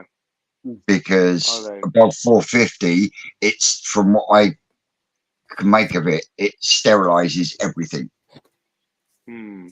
So, you can monitor your ORP and you can actually control the ORP as well by using PP. Ooh. How much does one of these things cost up there, Vince? I'm Is it, not sure. one? What's this? It's right here. Oh yeah, look. Oh, okay. That's about 16,000 rupees, 16,000 rupees. That's not too bad, man. Honestly, that's not too bad. Mhm. No, You know, I and think it, I will try The to six bring month the bring one 6 to month Denmark. recalibration thing is a little bit of a sounds a little irritating. but it's how I've never used a Hanometer, but they need recalibrating every But God you knows how only many. need the recalibration for the ORP, right? No, for the Not pH. everything. Oh, for the pH, huh? Yeah, it's just the pH because you've got Yeah. such a it does such a range. Yeah. You see what I mean? So you when it comes to That's this Yeah. awesome piece of kit, man. yeah, and like I would Joe's saying there's also a thing called the Senai. It's been around for years, but with the Senai, you have to change my the God. calibration slides Ooh. every month. Ay. Yeah, but it does ammonia. Oh. Yes, That's, the yeah, Senai does it does. do ammonia, but I've spoken to a lot of See, people. like ammonia nitrites for anybody that keeps koi Vince is like it's super instinctual, right? Like you see your water and you know. Like you know Yeah, when you after you've kept koi over for like a time, year, after you've kept koi for like a year, you know when your water is at any parameter. Like when your water shit, you know when your water's Yeah. okay, you know. And for the most part, like I understand maybe for an experienced person that's not so important. I can tell by the smell, man. I can tell by the smell, the foam, kind of even the viscosity, you know, like high ammonia water Yeah. almost seems like it's If you spend time with your pond and yeah, you will know at the end. but salinity is not like that now. no. Salinity is It's difficult. not like it tastes like no. No, Joe I'm was not sent, doing that shit, bro. I'm not doing that. Joe was I'm not saying he doing was that. sent a Senai to test. It's good, but it's expensive to run. What do you mean Yeah. by that, Joe? Yes. As in it's I think expensive to changing run. these things every month, It's the slides recalibrating you it buy every month, buying every those month. slides. Yeah. It's quite popular Sounds here in expensive. Denmark. Yeah. I can just try to Chris look it up. saying. Chris is saying, I didn't rate the Senai, have to pay for everything, and it costs so much extra to buy a separate Wi-Fi connection. And you What know, the fuck? the 7-in-1 is wireless. You know, it is wireless. The only thing it doesn't do that Senai does is your ammonia.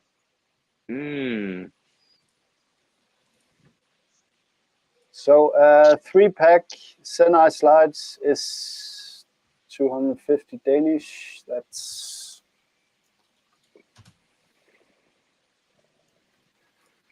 Dude, you know what sucks? That's around 30 quid for That's 3 not- months. Ooh. Every month. Ooh. Oh, every 3 months. It's Right, a 3 months. 3-pack. Right, I got you. Okay. But so that's 10 pounds every month. And the unit itself is quite expensive. What does that mean? Just a There's a second. number there, right? Yeah, that's in British pounds. That's for the unit. That's 345 pounds. For the Senai. Can you Yeah. pull that up on the screen? Yeah. Are you on their website? Hello. 350 Now I'm on pounds. the Danish website where we buy it.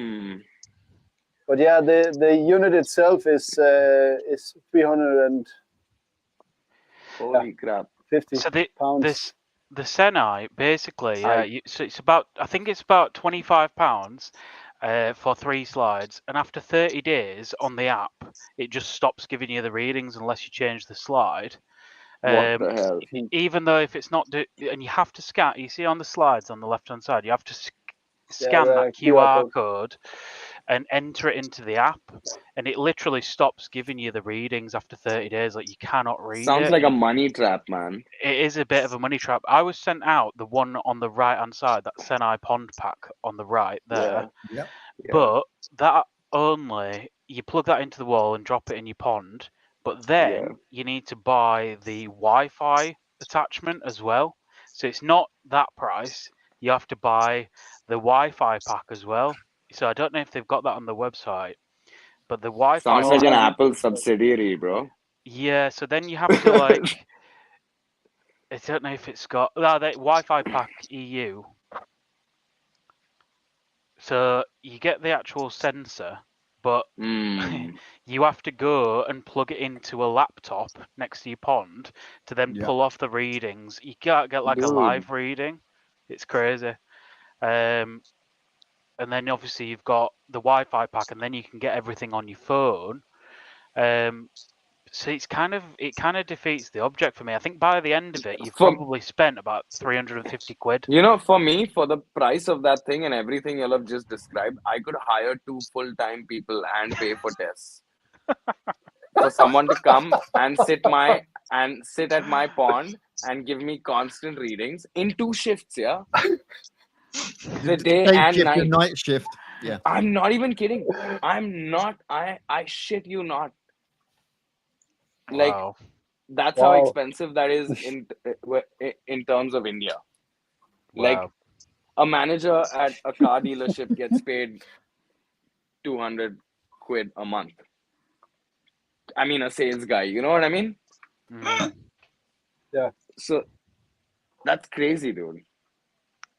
No, I was sent one, and to be honest, I think the readings are really cool because on a night time you can see pH and monitor it. Yeah. But yeah, I just couldn't be bothered changing the slides and buying the slides and changing them. It's a bit too much effort for Yeah, me. that's where I But- just need my project built. I think it's a case of like what Vince has shown me there. If that actually does monitor what it says it does, then it can The cat help. coolie. I But like it. But I also think them powders, you have to get every little bit of powder out of the bag and make sure you calibrate it exactly right, don't you? That's the only thing. I've used some pH calibrated like powders, and I've always been wondered like, oh, have I definitely got all the powder in here? Because it has to be so right. Yeah, otherwise it just throws the pH off by 0.1 Sit or at the something. top, Yeah. nice and careful. You open it up, and then the amount of water you need, you put it in the packet. You stir it around till it all dissolves. Yeah. And then you empty That's it a good into idea. your container. Yeah, I'm maybe thinking too much about it, but then I'm thinking, have I left any in the bag? I'm like, come on, get out. You know, I'm Honestly, like, I think the $150 makes sense even as a salinity monitor, man. Yeah. yeah, probably. Honestly, Yeah. I think just for the fact that it does salinity, that cat coolie thing, and you don't need to recalibrate that bit, like, just that makes it an awesome deal. That's Well- how I kind of see it. The other one looked like a waste of money, and then it also looked like a waste of time. This, at least the cat coolie bit, it's just the pH bit that you need to recalibrate and that you could have stress with. Just imagine the amount of stress you'd have recalibrating everything on that other one every goddamn month. Mm. You know what I'm saying? So just as Oh that yeah. salinity, Oh yeah, definitely. And when you look at it, when you look at an actual salt meter, yeah, to buy a salt fucking meter, expensive, dude. you're looking at about 90 quid. Yeah, Yeah. Yeah. exactly. Cat toilet, They're about that in the cat Denmark. toilet is 150, and you get 6 other readings with it. Exactly. Mm. And it's set up But in a it's- style that it'll always give you the reading consistently, continuously. That's Mhm. beautiful. I So that's just, a beautiful thing I've heard horror stories like in my time of the with cat. not the cat, no, just in general with digital readers. I don't trust them. I don't. I can see the value, and like with what Vince said, it sounds like a really good product. I'm not trying to dismiss that. I just think you can maybe fall into a trap of just being, oh, whatever this is reading, it's right, and you have. I still think you can't replace like proper drop test kits and stuff like that. Mm.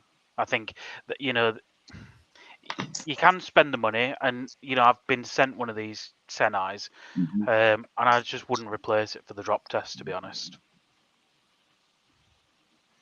So yeah, this is what obviously Hobbytown's going to be running on his IBC. Can't see that. A So broken you've got screen. this. So you've got solar power panel there, controller at the top, and then you've got your chip.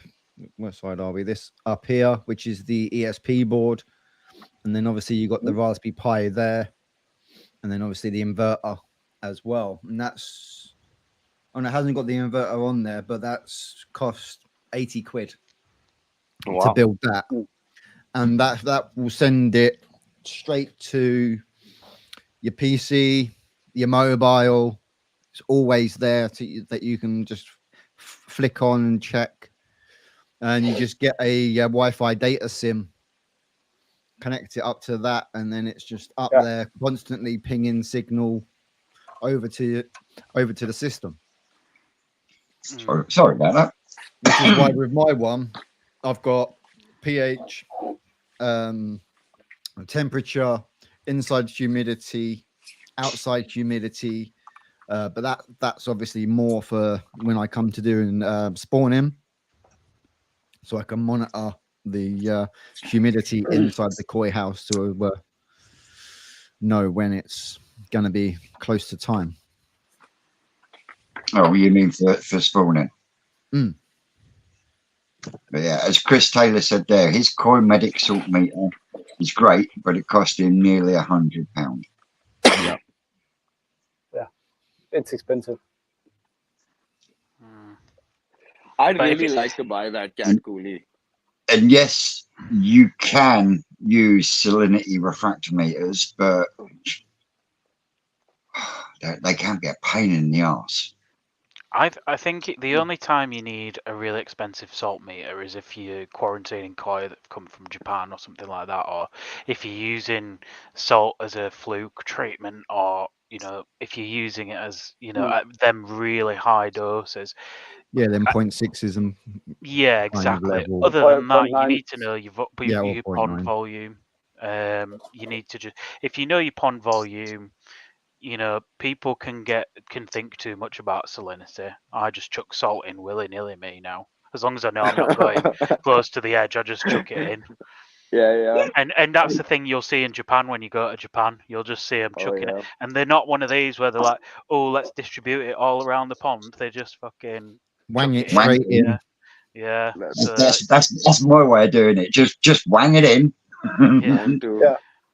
I kind What- of just spread it out a little bit, What I Let have it said, snow. what I have seen is a fish once eat a bit of bicarbonate soda that's like, bicarb, sometimes it can go like into balls, Lumpy. really No, lumpy. yeah. I've seen a fish like eat a bit of that, and it was like jumping out of the pond and going crazy. Like they do not like bicarb at all. So that's something that you do probably need to like liquid, put it in as a liquid form before you put it in. But salt, yeah, just wang it in. Yeah, Catch they you later, use bro. Have a good shift. they use a lot of salt on the farm, especially this time of year, just to help the small fish through that have been kept outside. Oh yeah, I saw that you hid from the mud pond harvest, Vince. Were you inside with your slippers up this time? What happened there? You went No. missing. I was actually busy lining the filter bays for the brood tunnel. Right. Oh, that's what you said you were doing. Well, I managed to line both with Proflex and liners 4 filter bays out of 6. No, that's not bad actually. So that's not bad going. And the only reason the other two didn't get done was because our lesser spotted Ricardo was too lazy to empty them.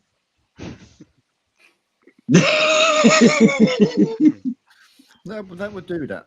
Perhaps he wanted you to empty him as well for him.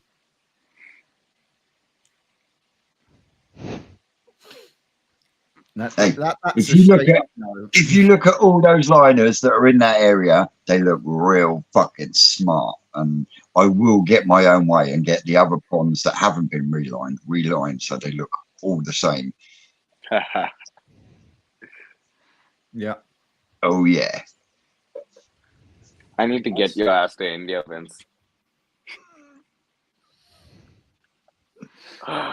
Nothing like some free labor. So Let me get where are you going? back at you, Brits. Where are you going in Japan, Sid? I'm going to Nagaoka, Okay. and I'm going to be staying there for about 11 days, 12 days. Right. That's right about where like Dainichi and all are. And Nice.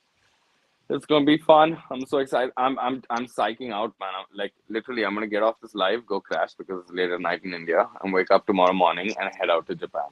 That's amazing. I'm so fucking excited. I don't I'm know so how I'm gonna fucking get. jealous. Oh, Right. it's okay, Vince. me I'll too. take you along. Okay, I'm trying my best.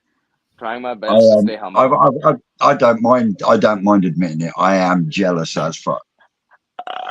Yeah. See, This You know, young they'll be fucking seeing it on their whippersnapper. lives. you're gonna start This pushing fucking hard for yourself instead of at someone's farm, Vince. how this young little whippersnapper has managed to get to Japan before me. You fuckbag. Oh, Baller. But I am not a fucking baller, Sid, bro.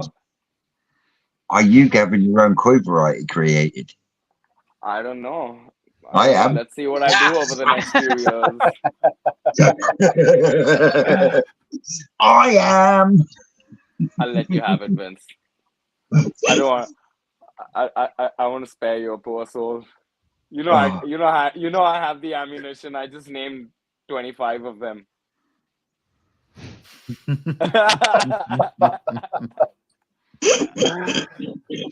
He's a I'll let you fuckbag. have this one. I'm too young. Vince got too much energy, bro. I'll Man, drag your ass. I'm just No. so the fact that I've got the opportunity and that have the opportunities that I've got at New Forest Koi Farm just blows me away. Wow, You know, bro. the fact that I actually have a running pond in a polytunnel on a koi farm is just man. You know, True that. I can't say no more than that. You know what I mean? And No, I'm a bit both, jealous. both myself and Dave, you know, we are blown away with the way we get treated down there because we get treated like family. And Yeah, you get the VIP treatment. and this is one of the reasons why we like doing the lives as well, because then people can actually see and appreciate everything that goes into running a koi farm. Yeah. You know, a successful koi farm, especially in the UK. You know, and New Forest is up there with the other two, and they're the best 3 koi breeders in the UK. And that's the New Forest Koi Farm, Adam Byer Koi Farm, and Cuttlebrook Koi Farm. Mm-hmm. And it just so happens I've helped out and worked on all 3. So Yeah. I get, and I think another reason why I love it down the forest is we'll work with what we got attitude. You know, and like I've said before, some of the things that Rick has used as filter media. You know what I Straight mean? from Niigata. But you cannot deny the quality of the fish, you know, and using. I mean, I know that it was mentioned on a fucking live the other day. I think it was on Gaz's live about Flowcore. Flowcore's crap. Yes, it might be, but it is still a good usable media, Mm-hmm. and is still used widely, just like Alpha Grog is. But it's not in favor because it's not all technical singing, dancing, and everything else. No, but it all comes down to surface area. No bifters, just the weird and the wonderfuls. Now, there's no denying if you didn't watch the short, you know, or you haven't seen the short of my newest fish from New Forest Koi Farm, it is unreal. It is a metallic yellowy greeny color. Absolutely blew me away. And I was like, yeah, I like that a lot. And he went, yeah, I could see that going home with you tonight. And it did. Yep. Oh, yes, Chris, definitely. And, you know, in comparison to the Japanese breeders, yes, the British breeders are slightly behind. But I think that the British breeders don't get enough credit for the quality that they produce. Yeah. Mm. You know, because I know for a fact there's fish at Rick's farm that are for sale, and we're talking, you know, there's a really nice two-step Sankey in the front pond, you know, and if that was in somewhere like Quenny Koi, it would have gone like that, and they would have paid about £1,500–2,000 for it. Yeah. And yet they won't pay £500 for that fish. And that fish is beautiful. It's got beautiful sashi, it's got beautiful kiwa, it's got lovely sumi placement on it. It's a beautiful two-step pattern, white nose, white tail stop, but because it's British bred, someone won't pay for it. What size is that, Vince? That is, it's high 50s. Wow. £500. And the quality on it is unbelievable.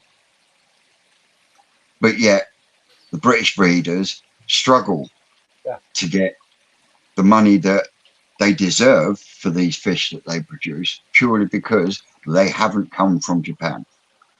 Yeah. Will you shut up? You stupid.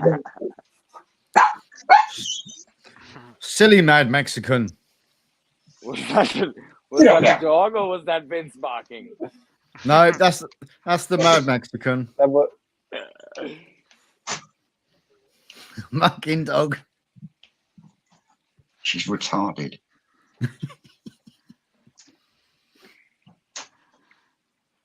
All right, Susan's shaking her head at me because I called the dog a retard.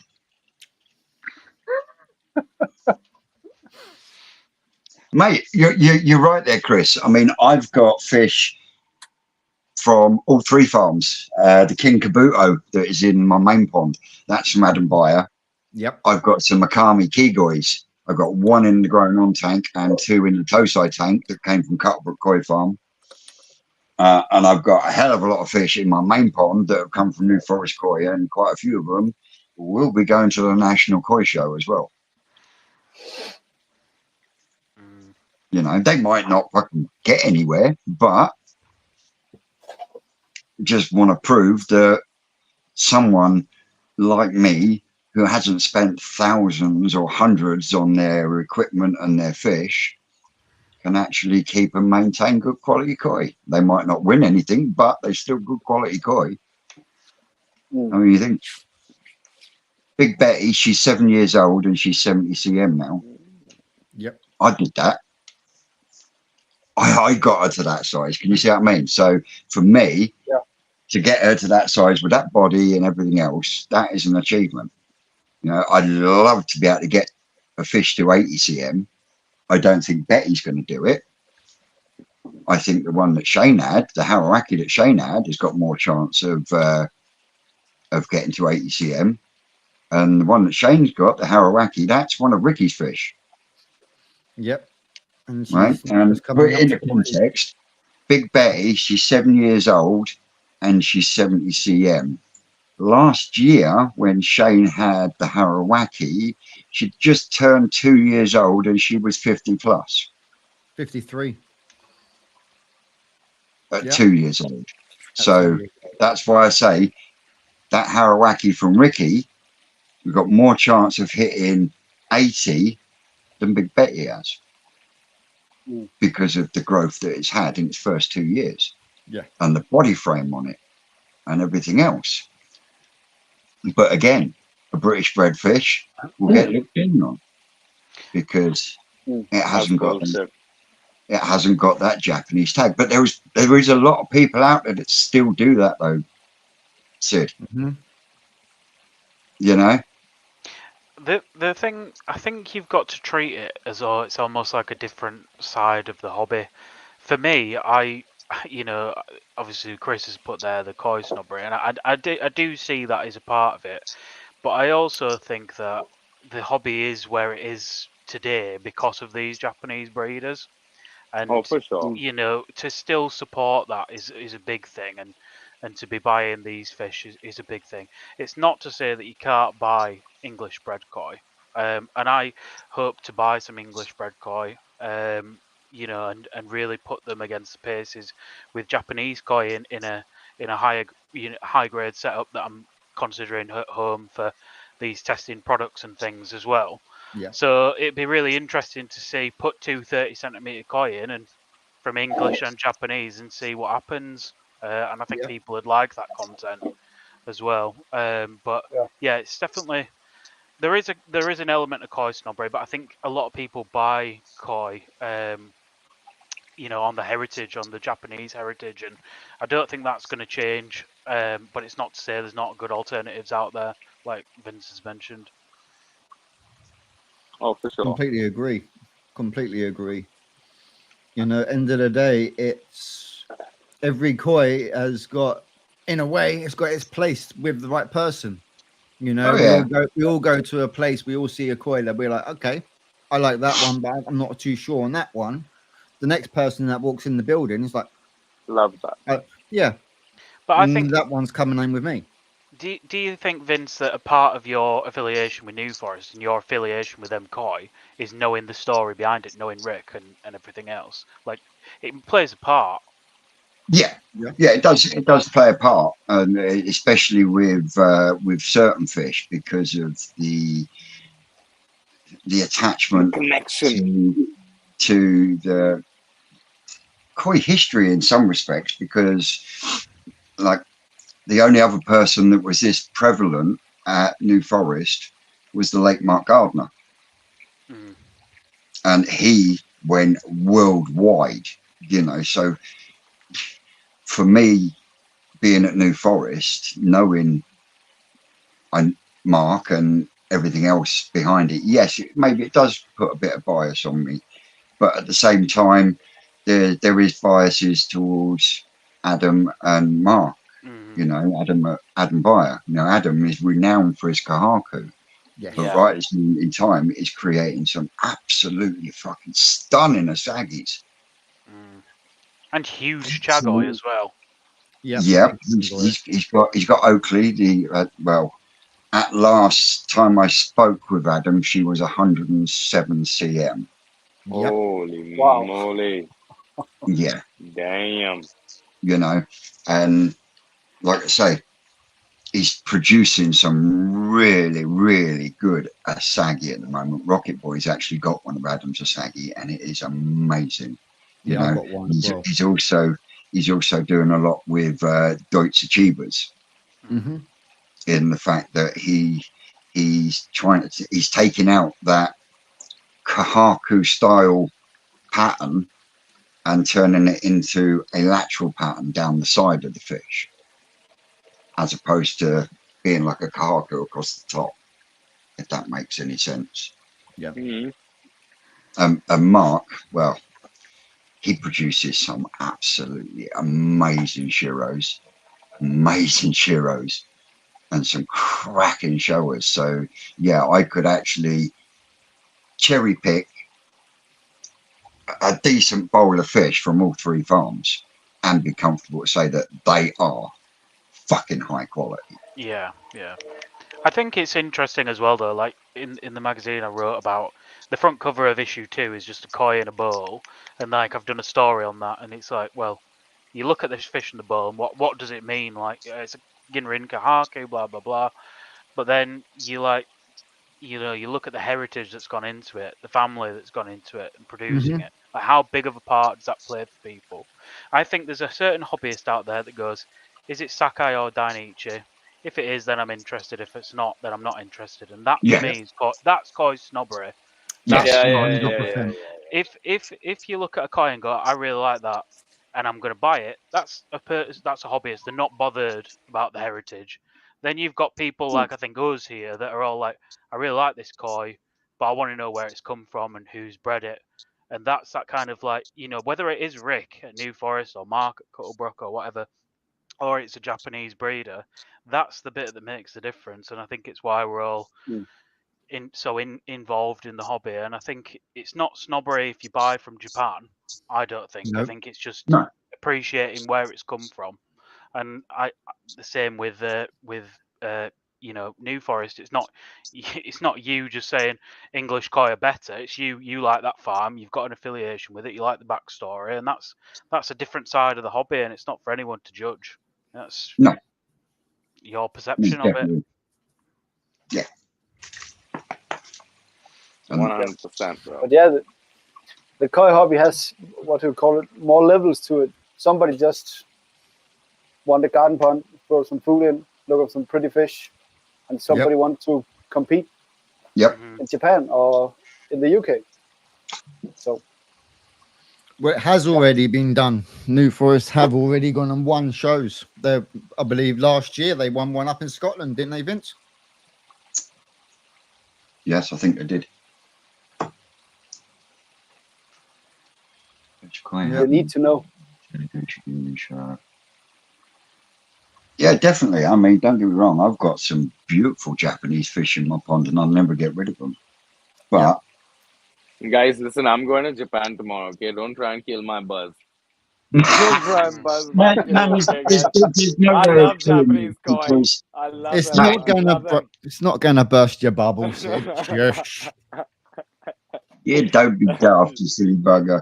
You're going to be like a kid at Christmas morning. Oh, 100%. Every morning. Yeah. Oh, man. 100%. Literally every night you go to sleep, it's going to be like Christmas Eve for you while you're there. Seriously.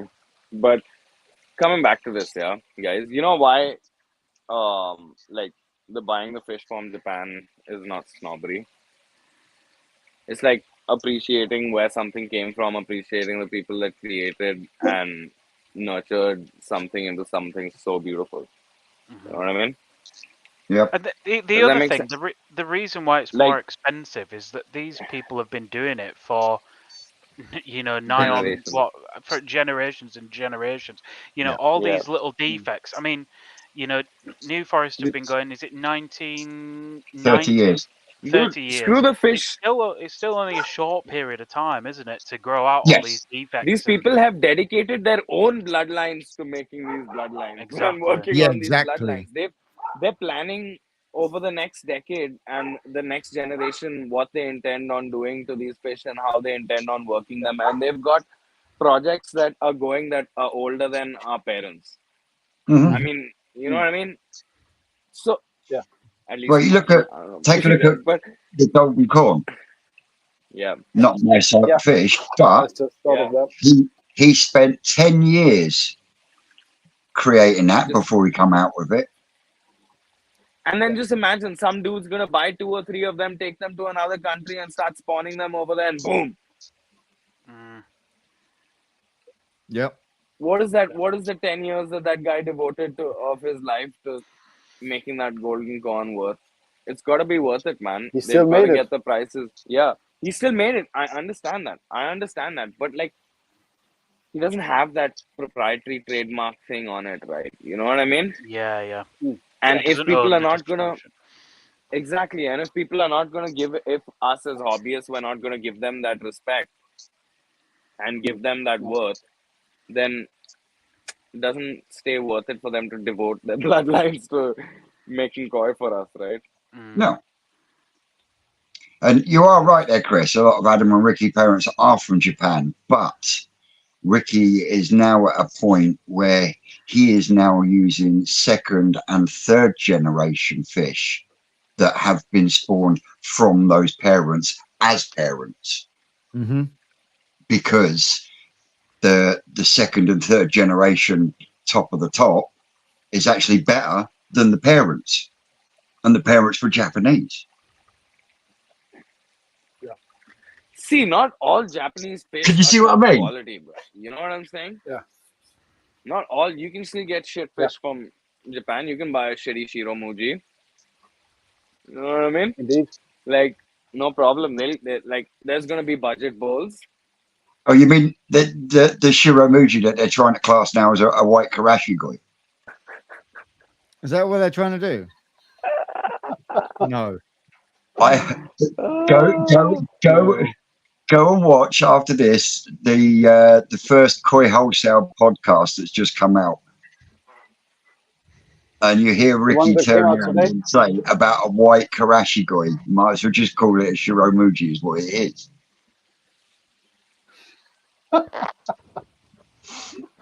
Joe, you have something to say on that? You I feel shaking like your you head there, do. Joe? I feel like he has some Oh, ammunition there. I think Joe's trying to sit on that one and throw it out in the garden. I don't think it was that long until I was listening to something where they were asking whether or not he was going to bring some into the country. So that's a bit peculiar. Very. That's my problem with the content. I'm not talking about Koi Talk here. Talking about content in this country. Yeah, in general. We'll shit on anything if we're not buying it and we're not selling it. And then it's kind of like, oh, we've got some to sell. This is the best thing since sliced bread. These yellow monkeys. Oh my god, they are the best thing ever. And I'm the same. I've sat there and sold them. Like, you can put this, you can tarnish me with that brush. But at the same time, they're not spawning them this year. So how big of a project was it for Dainichi? Or did they just go, here's some Ginrin stuff and we'll give you a certificate and here you go? It's not hard to, get some very big parents and grow things. It's not. And, the more I get into this hobby, the more I'm invested in stories about breeders rather than just these one-off spawnings, We've just sat here and said about years of generation and making bloodlines. That's not a yellow monkey. The golden corn is a larger project. The black Zeus is maybe it'll work, maybe it won't. And that's not for me. That it's not for me. And on that podcast, I'm 3/4 of the way through it, but Ricky was saying that we're going to be doing the Super Mango Karashigois. I've got a couple of them. I've got a big one in the Tosai tank, so I'm glad, and it's fucking lovely. So yeah, I've got a Sakurai. That one is superb. Yeah, so I'm lucky.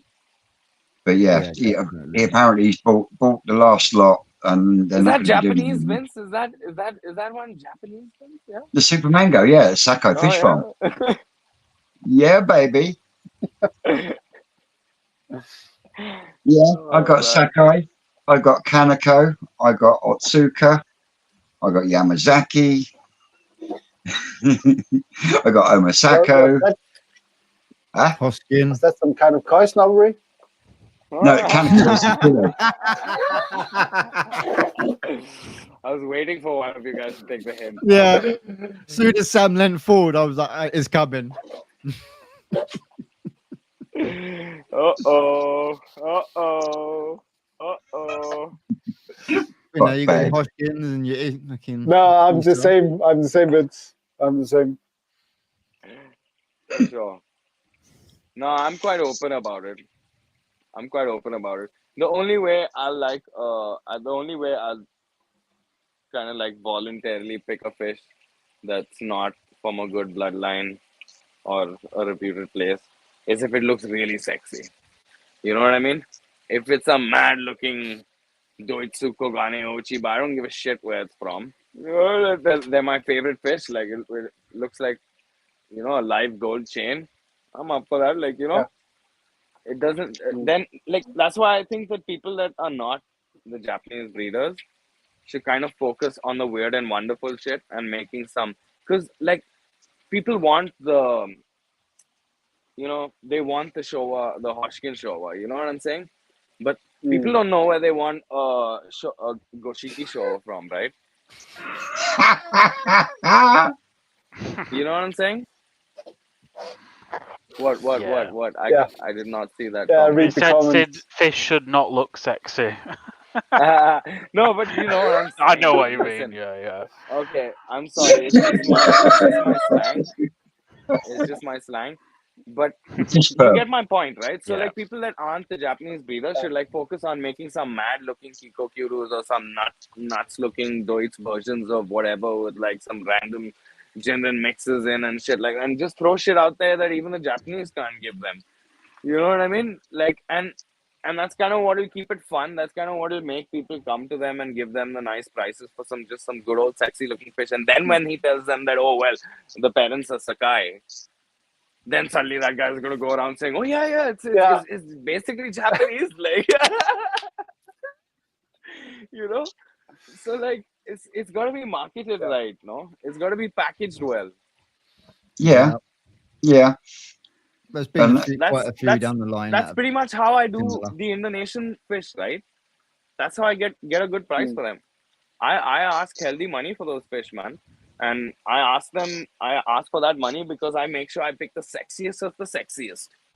Like Mario goes and picks the sexiest from a whole bunch of thousands, and then I'll take the sexiest of his. You know? I know. I know I'm gonna have to curb all of this slang when I get to Japan because otherwise I'm gonna like You need to get it out now. crazy. Yeah, definitely don't be Yeah. putting that into Google Translator when you're talking to the breeders, no. right? Oh yeah. I'm definitely not gonna say, look at that ball sack crazy shower. You know? In the Google Translate. Sorry. Listen, we forgive Vince for much more. Okay, so now you guys have gotten me comfortable on the show. So now what do I do? Use me as your scapegoat. Oh man, dude, I don't need a therapist, dude. Trust me. I have enough fun on my own. I think I got one on the other side of there. Yeah, I'm usually his therapist. Oh yeah, That's working out well. Does that help or does that make him worse? It does. No, it does. Vince Yeah, does a good job. they just call me Uncle Twisted. Yeah. Oh man. Yeah, indeed. Or Orchard Koi, something fishy going on. Definitely is. Indeed. He's got sexy fish on the brain at the moment. It must be a Japan trip coming tomorrow. Yes, There you go. sir. Yes, sir. That's what we're all thinking. That's what we're all thinking. Oh no, I don't know how I'm gonna hold myself back. Yeah, you just got to be yourself, bro. Just be yourself and don't. Yeah. What I would say is don't jump. Don't cuss too much. Straight in. No, even when you're going through your selection, don't be like straight away. Yes. Take your time, look through everything first, and then go for a top 10, and then whatever number you're going for. Just go for a top one of them, and then from that break it down into the next. I don't think we should go there with pom-poms, Dave. Got it. Yeah, I'm gonna try and be. You're still waiting protection. Oh, I don't like that fish. No. We'll see. You know, need to get. And plus, don't worry, guys. I'm gonna have you guys on live all the time. All the fucking time. Like every time you go to my YouTube channel, it's just gonna be live from Japan. You know, with whichever the fuck farm I'm at. You know. So don't worry. You're not gonna sleep for 12 days. I'm not gonna sleep, man. I'm not gonna sleep because I'm also gonna try and edit some videos, dude.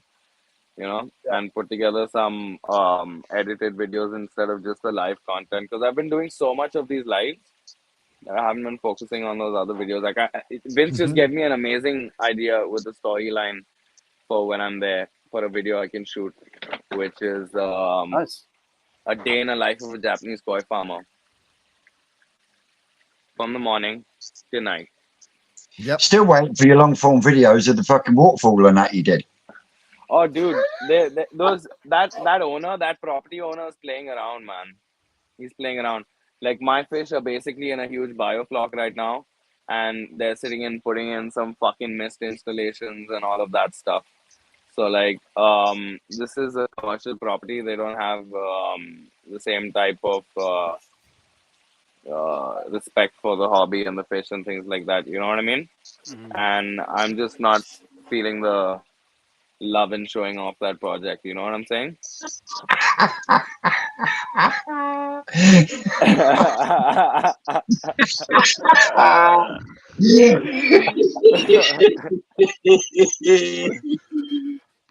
Okay, fine. I'll stop saying sexy koi. Okay. Searching for the Perfect. sexiest koi in Japan. Oh yeah. Yeah, that's a good title. Bow, bow. Jesus. Thanks very much, Clive. Thank you, Clive. Thank you. So, And as on that note, guys, I think we've been going for 2.5 hours now. Yeah, 2 Yeah. hours 21. I think our Sydney needs to go and chill before we Yeah. burst with eat excitement. some dinner. Oh, seriously. I need to have a drink. Calm my nerves. Don't go getting drunk and then not hear the fucking alarm clock in the morning. Oh, dude, You'll be don't worry. Yeah, don't be sleeping Oh, in. no, it's not. I'm not missing one flight, not missing one train, nothing, bro. Otherwise, we're going to have Sid's first video of him running through the airport going, I'm fucking late. Oh, no. No, if I'm late, I'll have the sense to run faster without the camera out. On a live. Well, hang on. You said you got the mountain for the GoPro, right? Yeah. Slap it on and run. Yeah, give me the legs. Playing Yeah. Forrest Gump theme tune. Dude, I look like such an idiot, dude. I look like All such an idiot with you'll all see those. is Dude.